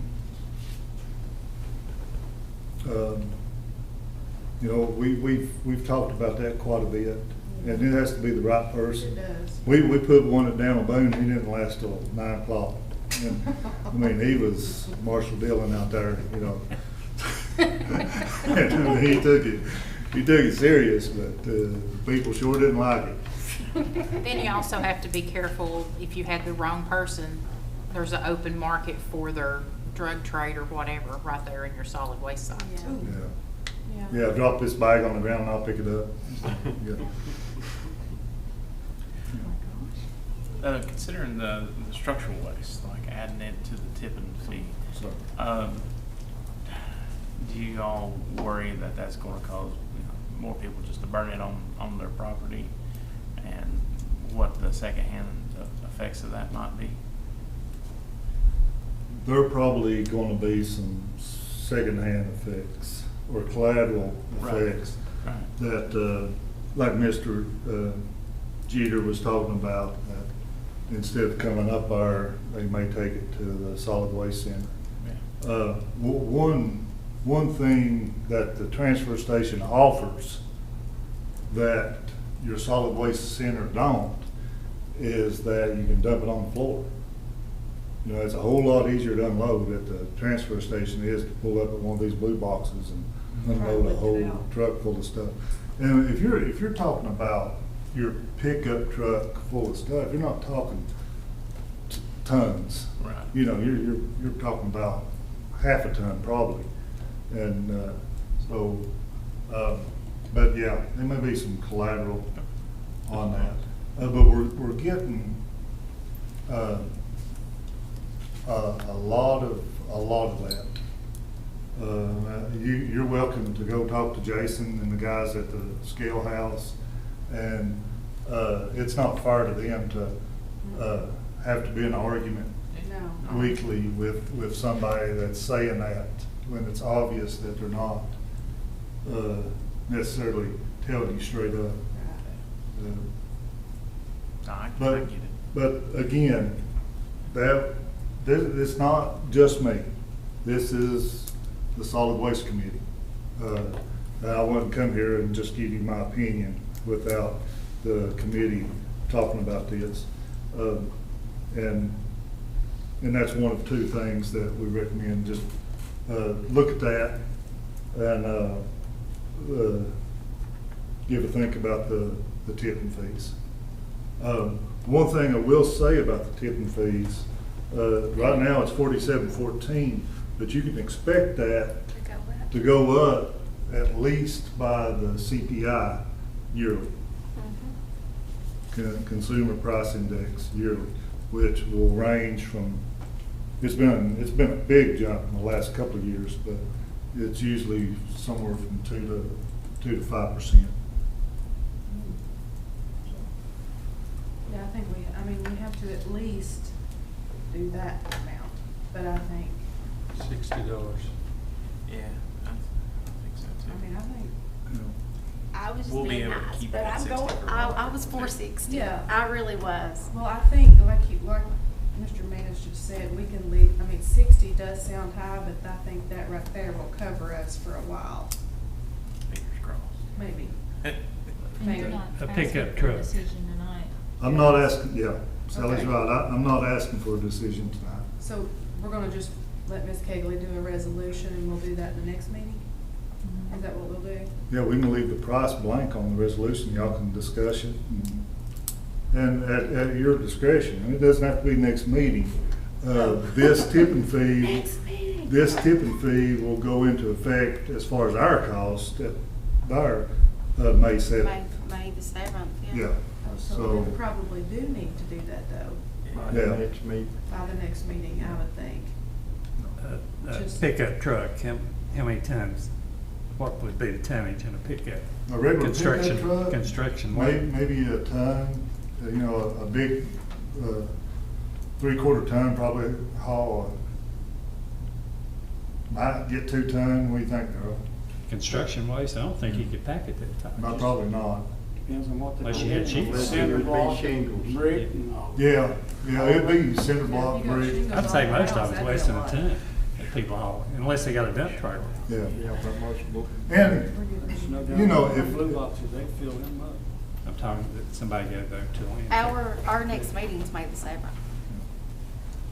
so, you know, you, try not to give my opinion, but I'm a taxpayer here in the county too. And, you know, why should my tax dollar go to pay for, such and such that's tearing down his, house or renovating his, rental property when, you know, when on an equal board, every household, per EPA statistics, produces 4.3 pounds of solid waste a day. We're all on the same board there, so we all collectively pay for that. But when you're doing something different, it shouldn't be on every taxpayer. You should help pay for the services yourself. I agree with that. I agree with that. The only thing I'm saying about getting it too high is I'm afraid it'll deter them from taking it to the landfill. Yeah. Then we'll end up with nothing. That's why I said 55. Because we said this too. I don't know. I don't know about the rest of the sites, but I know Yuma's getting a lot of it now that should go up there and pay. But for that blue box, every time you go by there's a pile full. If you take out the blue boxes, would it end up in the other cans? Surely. It Our would. truck up. Yeah. It would. It'd go in the green boxes or, you know, over the bank. Or sitting beside it. River Road, Yeah, Yeah. lift that out It Orchard would. Road. yeah. Yeah.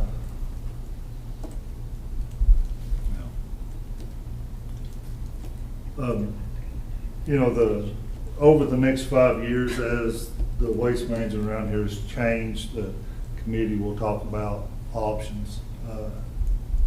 You know, I know each of you have heard me say compactors and hours and having those bins and the sites manned, much like what you see Russell County on 19, would be a clean, smooth option that would mitigate most of our problems.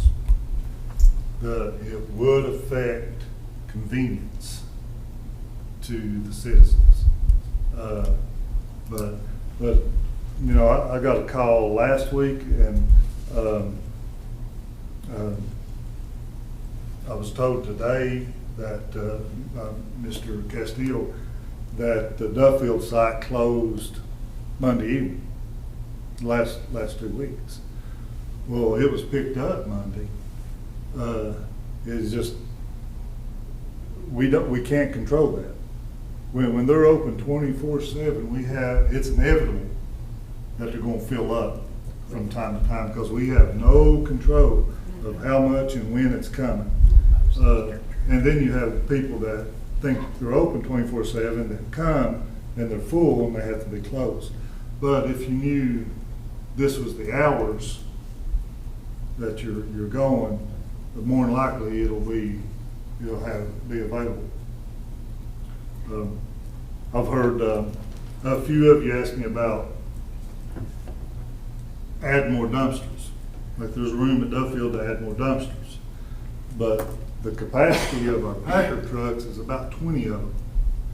So if you have 20 dumpsters at Duffield and we go pick all them up on that first run that morning, we're not being able to get Rock Oak or Clinchport, and they're gonna fill up and close.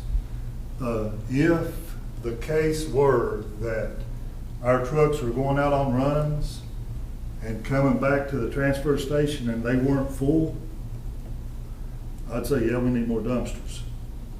We have capacity to get more dumpsters out there, but that's not the case. When they come back to the transfer station, especially on that first run, they're full. So. Is there anything, I mean, I really don't know the answer to this, being able to partner with Eastman with that new methanolysis plant? I don't know any details about it. Eastman and the new methanolysis plant is going to be a huge player in recycling. Yes. So what's happening? And I've been working with a regional group ever since they started talking about this. We went to Eastman and met with them. But what they require is that it's baled. So we don't produce enough to have it baled and all that. So what we need is a middleman, which will be something like this MRF,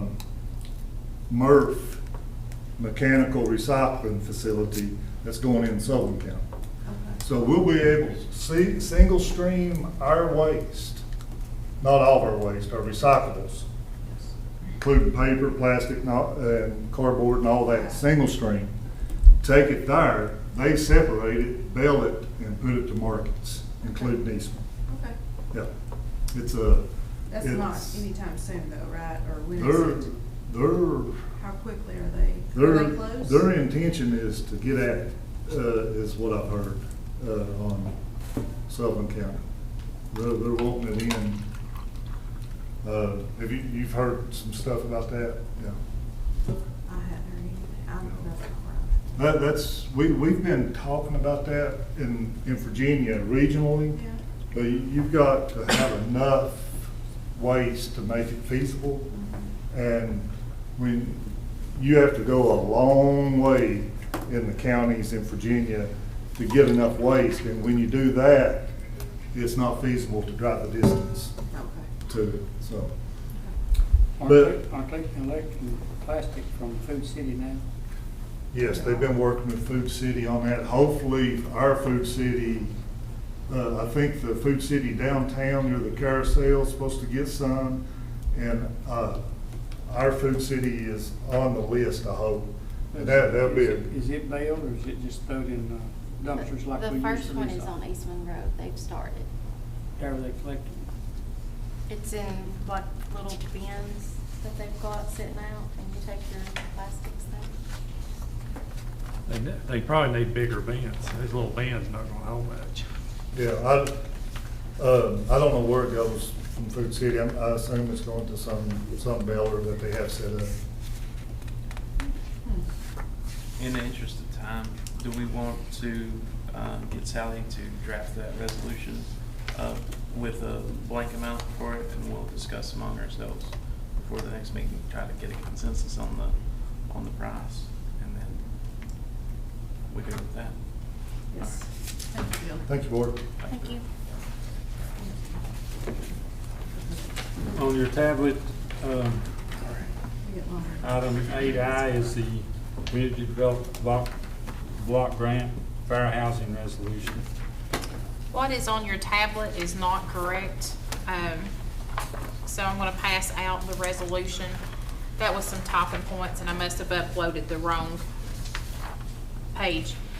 The resolution says, be it known by all persons that the following resolution by the Scott County Board of Supervisors endorsing the concept of fair housing was duly adopted and approved on April 2nd, 2024.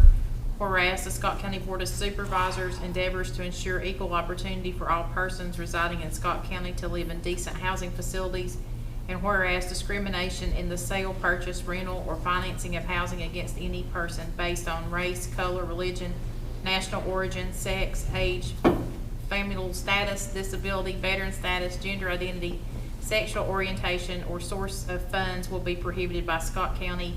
And whereas the Scott County Board of Supervisors does hereby designate Ms. Frida R. Starnes, County Administrator of Scott County, as the Fair Housing Administrator to investigate all complaints of fair housing discrimination. And whereas Ms. Frida R. Starnes, in her official capacity as Fair Housing Administrator, will work with the Board of Supervisors to make themselves aware of these provisions of fair housing in Scott County. And now therefore be it resolved that the Board of Supervisors of Scott County, Virginia endorses the concept of fair housing within Scott County, and that Ms. Frida R. Starnes, as the designated Fair Housing Administrator, is hereby authorized to further Scott County's efforts in this regard. This is something that we have to do each year, not necessarily a resolution every year, but sometimes we have to have posters down in the lobby for a certain period of time. We have to do something each year for fair housing and showing that we are participating in fair housing practices for our Department of Community Development block grants through DHCD.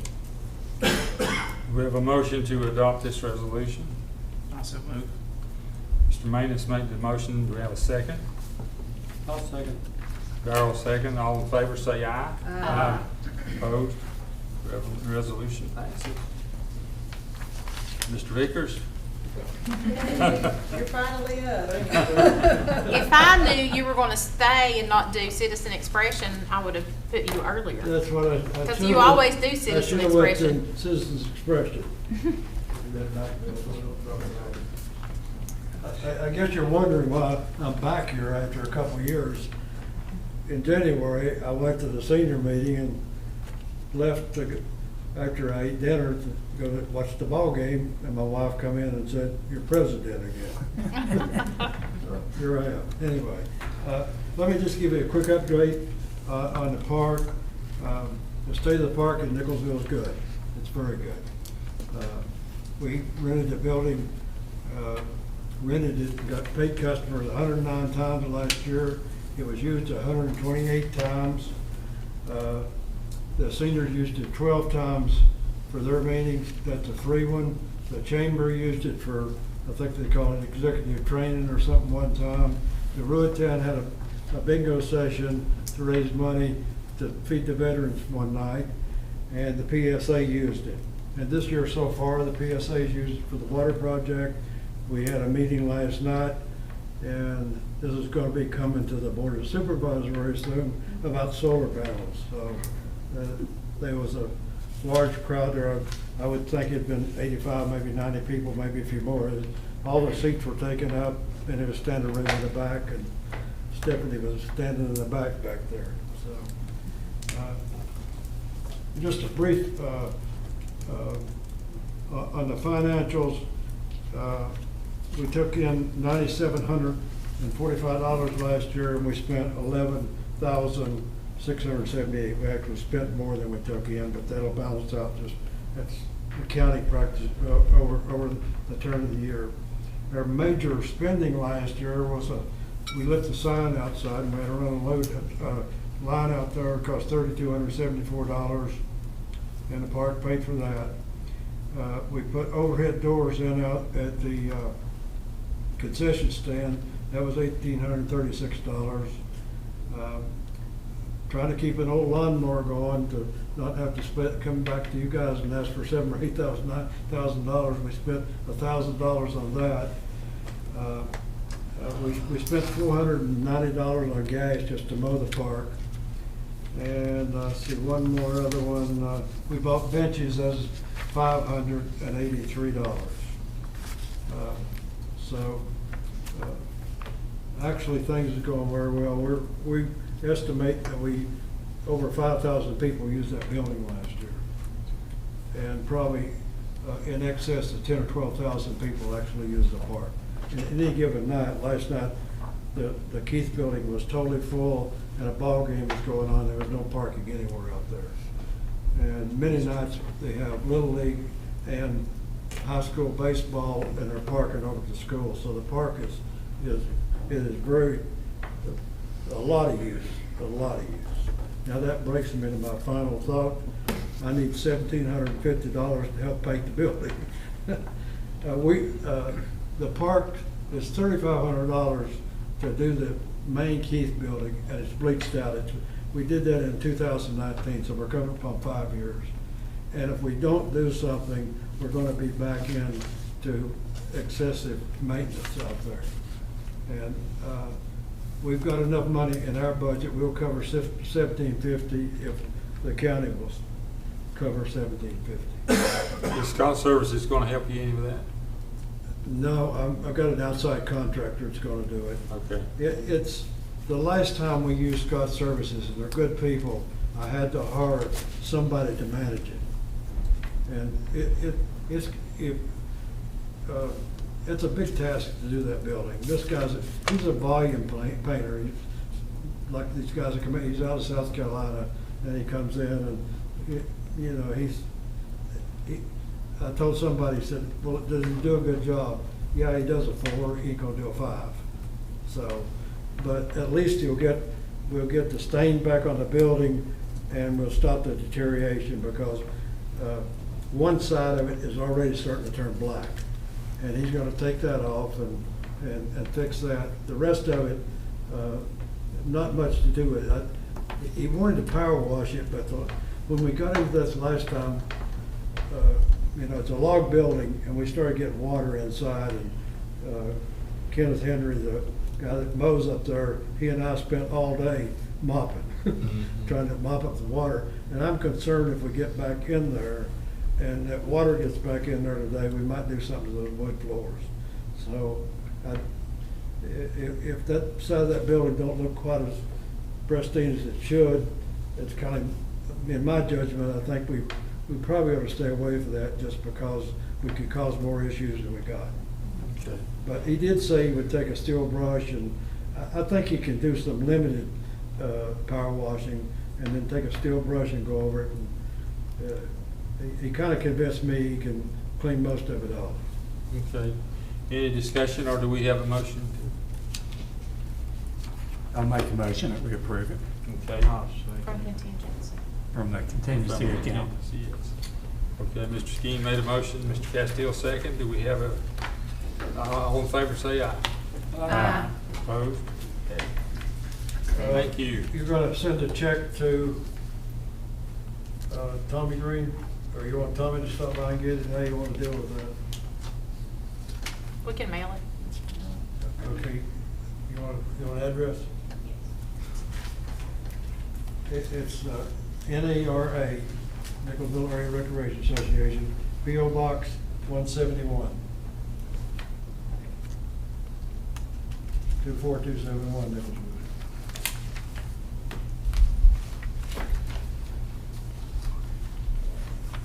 Thank you. Thank you. All right. Bye. Thank you. Yeah.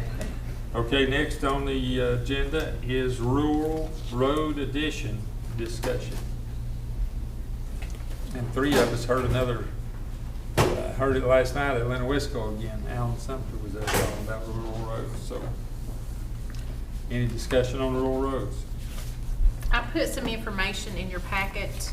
I found a document that we had from 1992, I believe, and it was the process for Scott County Board of Supervisors adding rural additions into the program. And, if this is something you want to go forward with, we'll need to update this to match VDOT's current plan that was updated in 2022. So that's on your tablet as well. I took this from a section of a VDOT manual that I had. So how in depth do you want me to go over this? information about the process of adding the roads. I just think we need to, we'll be discussing this, I guess, when we discuss the 6-year. If we want to do it or not. Okay. Set aside, is that basically what we have to decide upon, 5%? Yes, you can. And then revenue sharing would be open, those applications next year. So if you wanted to do revenue sharing to either add more roads onto the 6-year plan or to do rural additions, you know, you can decide that coming up before next year. So that, it's some good information that was in the VDOT manual. And then, of course, the Scott County procedure.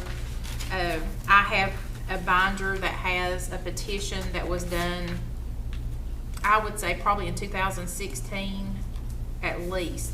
I mean, it might have been earlier than that, for a road, and it has, okay, it's a whole page of signatures from a road that was requested back then, and it never got added in.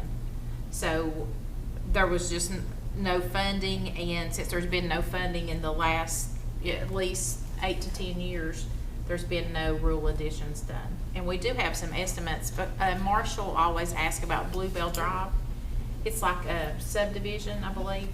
And there's a lot of requirements, and I have that. If I've not shared that with you all, I can send that to you as well on Bluebell of what it would take to get it up to VDOT standards. And I think that estimate, if I'm correct, it was over $200,000. I'm thinking it was $250 at least to get that road up to standards to be able to consider it to add it in. The last rural additions road was in 2012. So 12 years ago. That's the last time there was anything.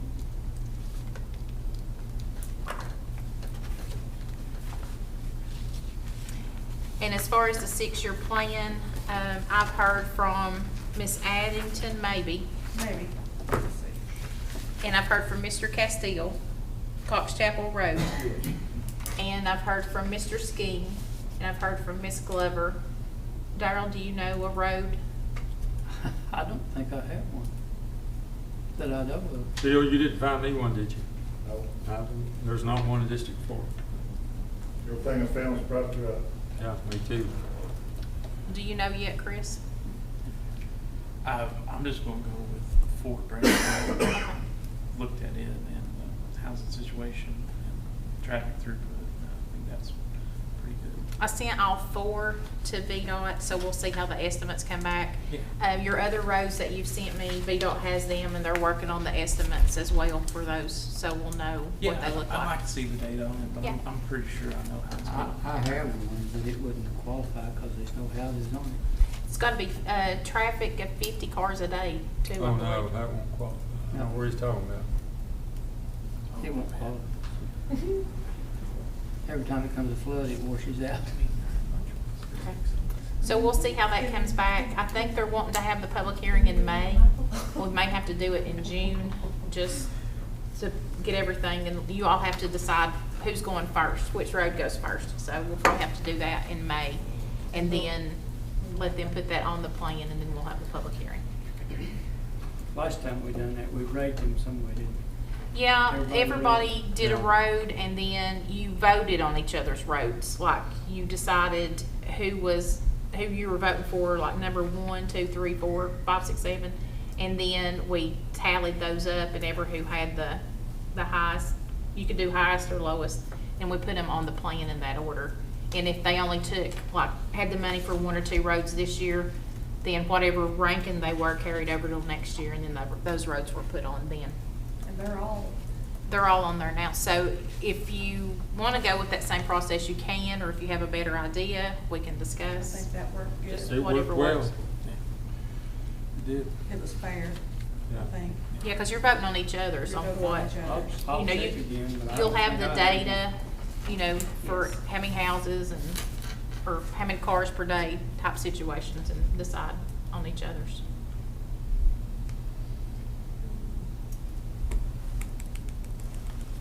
Move on to bookkeeping items. Yes. Ms. Vickers. Please appropriate $487 to man site improvements, 1000 42350-406011 for an insurance claim received and deposited at Treasurer's Office, and appropriate $1,274.14 to Commonwealth Attorneys Conferences and Training, 1000-22100-405540 for a reimbursement received and deposited at Treasurer's Office. Do we have a motion to approve the bookkeeping items? So moved. We have a second. I'll second. Then got a motion by Mr. Jeter and a second by Glover. I'm good, it's getting late. All in favor say aye. Aye. Opposed? And it passes. Good.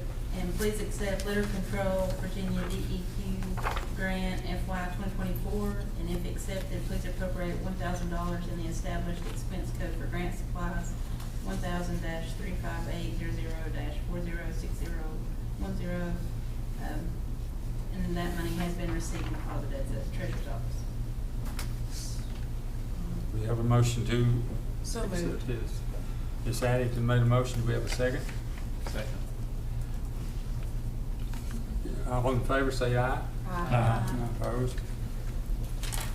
Okay. Ms. Tina. Appointments. You have one appointment to the Regional Improvement Commission. The county administrator serves in this position, so you need to reappoint Ms. Starks to that position. I'll make that motion. I'll second. Okay, all in favor? You have to nominate me first. Daryl's nominating. I'll nominate Ms. Thorne. Sorry. I'll make the motion that nominations cease and we vote by acclamation. I'll second that. Okay, good job. All in favor say aye. Aye. Opposed? No. Okay. Next, we go to Ms. Kegler. You all have my report. I don't have anything to add tonight. I'm happy to answer any questions. Any questions for Ms. Kegler? We're going down to our county administrator's report. Okay, first I have the claims. We currently have $15,580,565.67 after claims.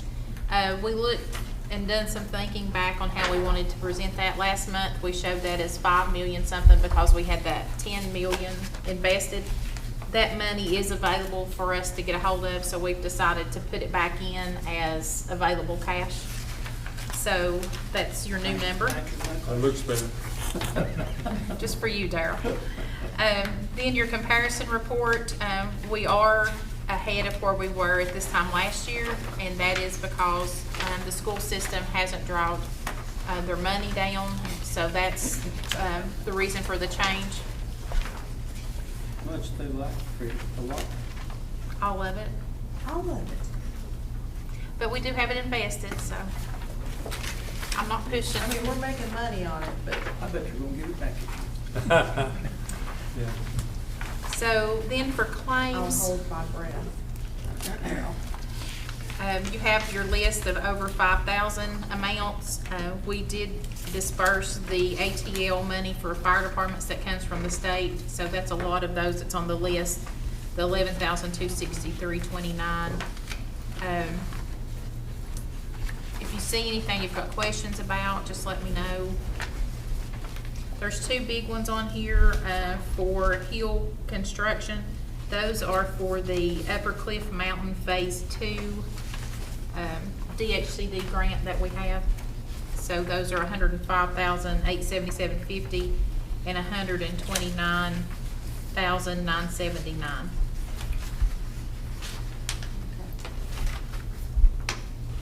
So if you see anything else, just let me know. Early sets totaled $787,884.81. Current claims, $340,910.70, and total claims for the month, $1,128,795.51. I make a motion, we pay the bills.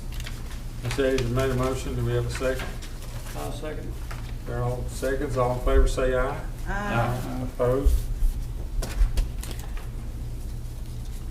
Okay, and I have two things under miscellaneous. In your folder, you have an AIA amendment document that looks like this. And this is part of our demolition project.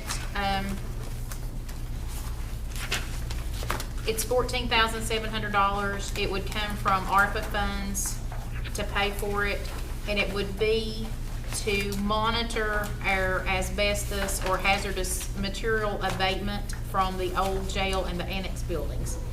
And Mosley Architects requested from the contractor, or from Hurt and Profit, the engineer, that they give us a fixed amount instead of the contract being for them to come and do the monitoring at ever how many hours the contractor takes to get the project done. This is a ceiling amount. So it may be less than this, but it won't be any more than this. So I just need approval to sign the documents and to use ARPA funding to cover the cost. Is this in addition to what we were already paying for that building demolition? Yes. Okay.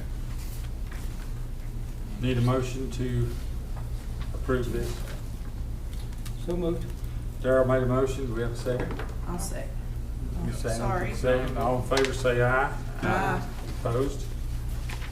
And I've got one more thing. So that was Darrell and Ms. Eddington. Yes.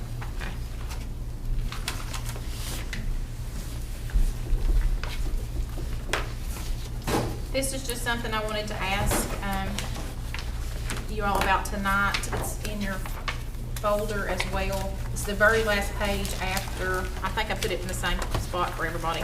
It was after your Vasita pamphlet. Mine's all mixed up, so. Mine was all mixed up. What is it? Is it a? It's the club car. Yeah, I see it. Oh. It's right in the very back.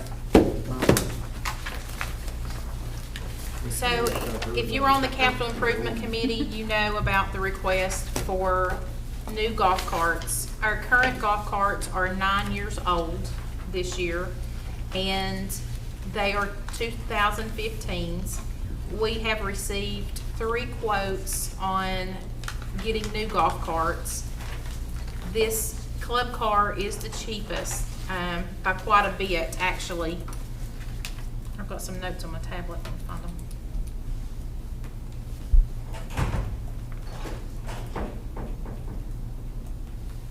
So they are offering us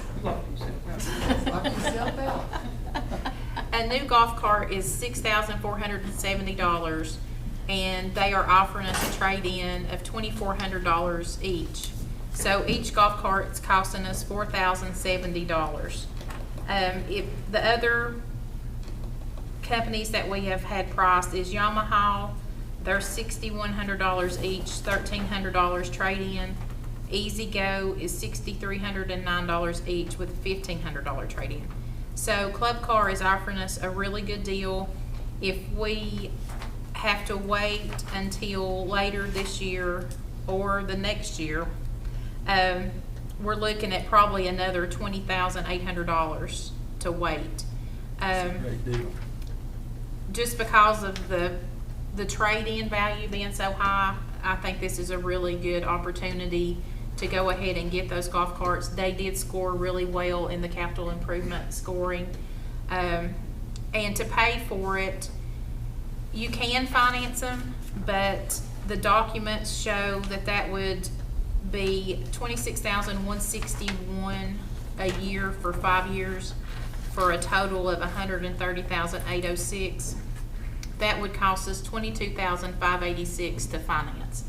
To me, that's a lot of money.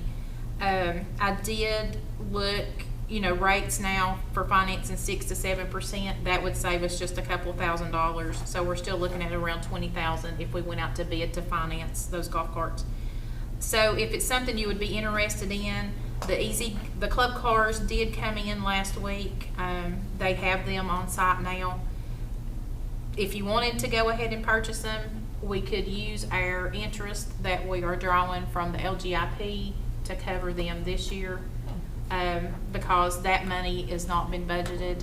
We've received about $38,000 above what we have budgeted through February. We would have March and April interest, and then that would cover this and be able to buy them outright. So, just, think about that.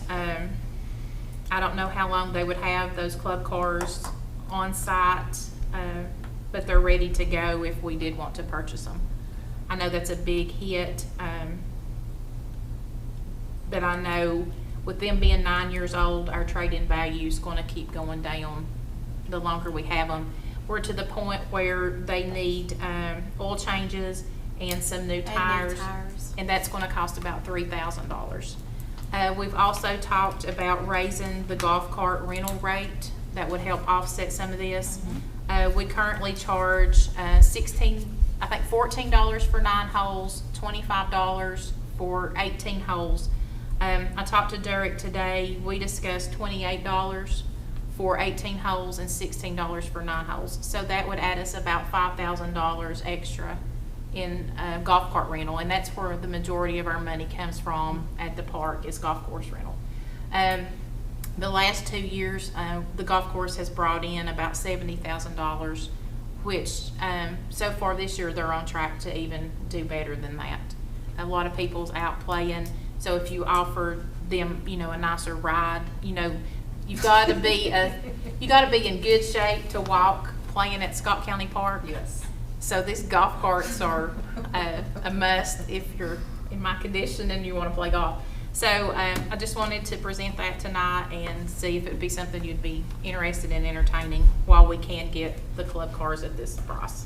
That's a great deal, and appreciate you thinking it through and working it out. Any discussion? No, I think you're right. I think the way that it's, if we have better equipment, nicer, it's gonna get used more. Yeah. And that's gonna generate It'll more. pull people in. Yeah, that's gonna generate more folks. So, yeah. We can't put it off with maintenance we need on those old, so. Yeah, because we're looking at spending $3,000, and then if we do them, let's say in the fall, then, we're out that We're money. looking out $20,000 more. Are they battery or gas? They're gas. Because batteries are real expensive. Yeah. These still have a battery, but not as Not the- many as the electric ones. Yeah, and up there, the gas does better because Yeah, they're a little more powerful on the hills. Yeah. Do we have a motion to approve this as it's been described? I'll make that motion. Okay, Ms. Glover made the motion. Do we have a second? I'll second. All in favor, say aye. Aye. All opposed? Now, what do we need to do about raising the Fees. I can, if the raising the fees is something you all want to discuss, we can have that ready maybe. In That May? wouldn't be anything public hearing, would it? No. So we could do that in Can May. we do that in May? Yeah. Okay. And you could even do it, take effect July 1st or sooner, if we had the golf carts in hand. And then I'll have a motion on, once we get to the end of April, so maybe not the end of April. Well, when we hit the money, that limit, I'll have it moved, appropriated and moved. That sounds good. We'll move on to supervisors' comments, requests, or recommendations. Does anybody have comments, requests, or recommendations? VDOT update by Mr. Skeen. I did have some comments briefly. Well, Pam covered that, so. One thing at our Meadowview show, I did have an opportunity to meet with Appalachian Harvest in Duffield. They had a booth, and I was over there yesterday, and they're wanting to do a presentation at our next board meeting. I think there's a lot of opportunities there. And they're also inviting the supervisors to come down and tour the facility after that meeting. Revenue sharing, this is mostly for the audience. Bristol Casino, and we've got a new project intersection in Norton. Earthlink's coming on in April and May, so we should get some profit revenue sharing from that. Last night at our Lenowisco meeting, the Department of Housing and Community Development is projected to fund a project in Dungannon, and they'll have a meeting on that April 18th at the Town Hall at 2 o'clock. That's in Dungannon. Mike Dishman already mentioned the PSA meeting April 18th at Midway Methodist Church. Richard Gillenwater is helping us out with that. APCA's still doing the pre-tax preparation. If the income less than $64,000, they'll do that. School board, I did meet with Mr. Ferguson on the road safety survey, and I've talked to 2 additional board members. We wanted to kind of open that up, so I have had an opportunity to talk to some of them. And that's all I had on comments. Any other comments? Bill, did they ever get the camera fixed at MSI? I know they was gonna order one or something. They were ordering one, and I don't know. It wasn't fixed Friday, and I haven't checked on it yet this week. I'll take a look at tomorrow and let you know. Send you an email. Thank you. I mentioned it in prayer before they started filming, but I want to mention again, James Ward, who passed away this weekend. He was working with a fire crew. He's on the Weber City Fire Department, so remember his family. Yes. And we need to go into closed session. We need a motion to go into closed session. One thing, you want to cover the BDOT thing now? Yeah. Okay. Oh, I'm sorry, I thought you. Okay. No, I just covered it under comment. I sent everybody a thing out, email today. Mr. Sumter called me last Friday on the way to the golf course and was updating me on some of this stuff, but he sent a detailed list out today. Didn't receive any calls during this month regarding VDOT and the timing of their responses. I did contact 6 residents that had work orders outstanding, and they report that everything has been addressed, either fixed or scheduled. On the paving, the asphalt plants are not open yet, so anything that needs paving on the potholes will be coming up once that starts. Nicholsville, they came and did a lot of ditch work and drain pipe repairs this past month. They were up there for like 2 or 3 weeks. Orange bag removal, reported Highway 71, 72 in Fairview is being delayed, and all of them got picked up immediately after that. I did get one call from Miss Lawson on 72. I think that's Midway or before Blackmore. She was complaining, but they had only picked it up like 2 days before. I said, give it another week, and sure enough, they came by and got it. Highway safety construction, smart scale project. We talked about this some last night at our Lenowisco. Natural tunnels on the schedule for funding. Gate Road in Nicholsville, Dingholler Road. And anything safety related is a smart scale project. It gets ranked in the state, and they have to kind of compete on priorities on that. The school bus and Sheriff's Department surveys. On the school bus, I sent this to everybody, but there were 7 drivers reported 13 locations, mostly a lot of potholes, and that's going to come once the plants get open. Rainbow Rock Lane had to get an environmental review. River Bluff Road, rock slide repair scheduled and tree limbs to be trimmed. Yuma Road signs sent out to the sign crew to replace. Little Duck Road in Nicholsville, vegetation scheduled for removal. Sheriff's Department reported 6 surveys and 14 incidents. Again, potholes, Hanging Rock Road going over to Coburn. They're assessing the guardrail needs. Big Moccasin Road, they're wanting to add center lines on a portion of it, and that does have to qualify for some criteria. Wade Meadows and Ponderosa has been notified. Anything bridge related goes to the bridge crew in Jonesville, so that's been done. Copper Creek grading scheduled. Ben Bolt Drive, gravel section is not VDOT maintained. Does anybody, who has that road? Ben Bolt, B-E-N-B-O-L-T. Where is that, Spears? I'm not sure where that is, but they said that was not a VDOT road, so if anybody's, There was a road down next to Spears Ferry that the last time we did 6-year plan. They said it was not a state maintained road, so I don't know if that's the one or not. Is it Bimbo Road or Bimbo Drive? Drive, I believe. Now, did you see the email I sent out? Yeah, today Drive about the being ordinance? Yeah, personal. the Suffix Drive will indicate a private. Okay, road. that's a private road. Yeah, that was it. Double Ford Road, I'm not sure where that is. Sheriff's Department had sent that one in. I think that's up Copper Creek, eh? They said the road was not accessible at this time due to, I guess, high water. They can't get across the river with their equipment. But you can see from all these, they're getting on these projects that people are sending in. I think they're timely. Mr. Sumter's been good to work with. Our scheduled meeting in April with Delegate Kilgore and Senator Pillion, we delayed that because of the budget situation in Richmond. But I'm thinking maybe May might be a better date, sometime in May. We can talk about that after the next meeting. That Mr. Miller, Dwayne Miller, going to be included on that list. That Mr. Kilgore had planned to come on, I believe, April the 9th, but everything got pushed back because of the budget. So we decided later on might work better. But that's all I had. I want to make one comment on the Smart Scale project for Natural Tunnel Parkway. I've only done the pre-application for that, and then once that is gone through the VDOT process, then we'll do a full application. So that's in the pipeline, but not funded yet. Well, we had the meeting last night, and I thought they said it was funded. No, it's only pre-applications, all I've okay. done, yeah. But it looks like, how long is it going to be for all that? Oh, it'll be a while.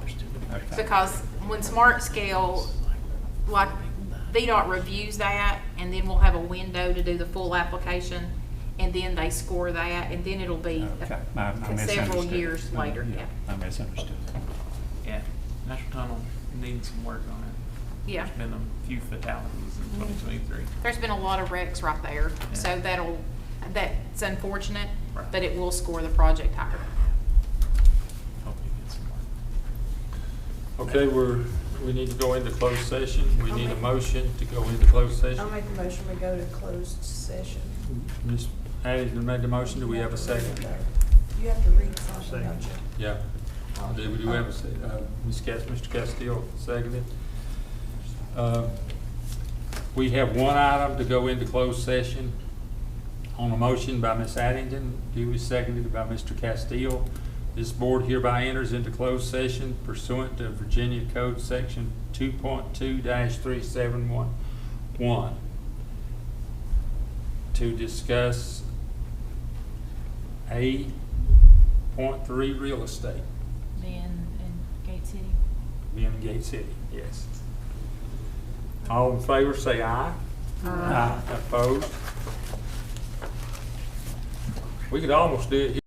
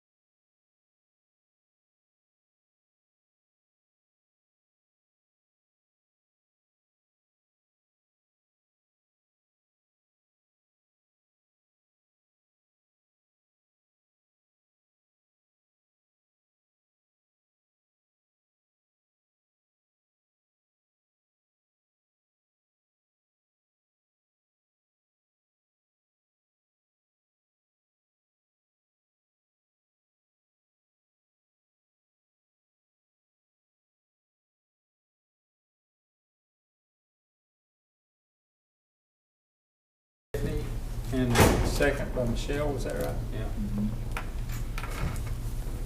Okay, we need to certify closed meeting.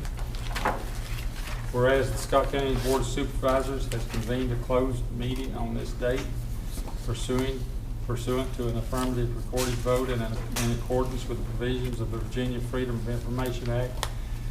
And whereas Section 2.2-3712 of the Code of Virginia requires a certification by the Scott County Board of Supervisors that such closed meeting was conducted in conformity with the Virginia law.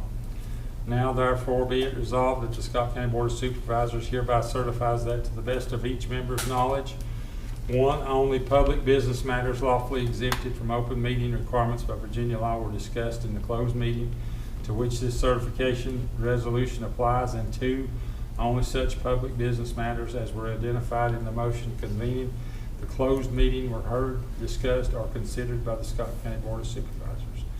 We need a motion to that effect. I'll make that motion. Darrell made the motion. We need a second. I'll second that. And a roll call by the clerk. Mr. Jeter? Yes. Ms. Glover? Yes. Mr. Skeen? Yes. Mr. Bricky? Yes. Mr. Castile? Yes. Mr. Manus? Yes. Miss Addie? Yes. Are we correct now, Sally? Now, where did my agenda go? We need to do a different date. Okay, we've got now May the 7th. We have to have a budget workshop, correct? Would you be available April 16th?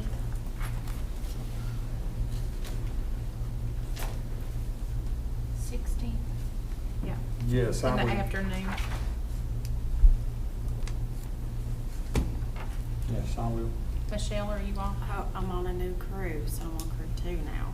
So let me look. Oh, okay. Schedule. Go. You have my schedule? I don't. Oh my word. Have to figure it out because I don't even have one now. I might have it here somewhere. Yeah. Oh, yeah. Thank you. So when did you say? The 16th.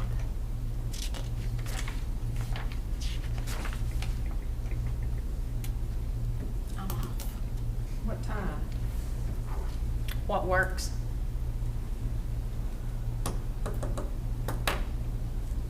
As long as it's gonna make. Huh. I've got a doctor's appointment that morning at 8:45. I've got regional jail meeting that morning, so it'd have to be an afternoon. Afternoon. I can come anytime in the afternoon.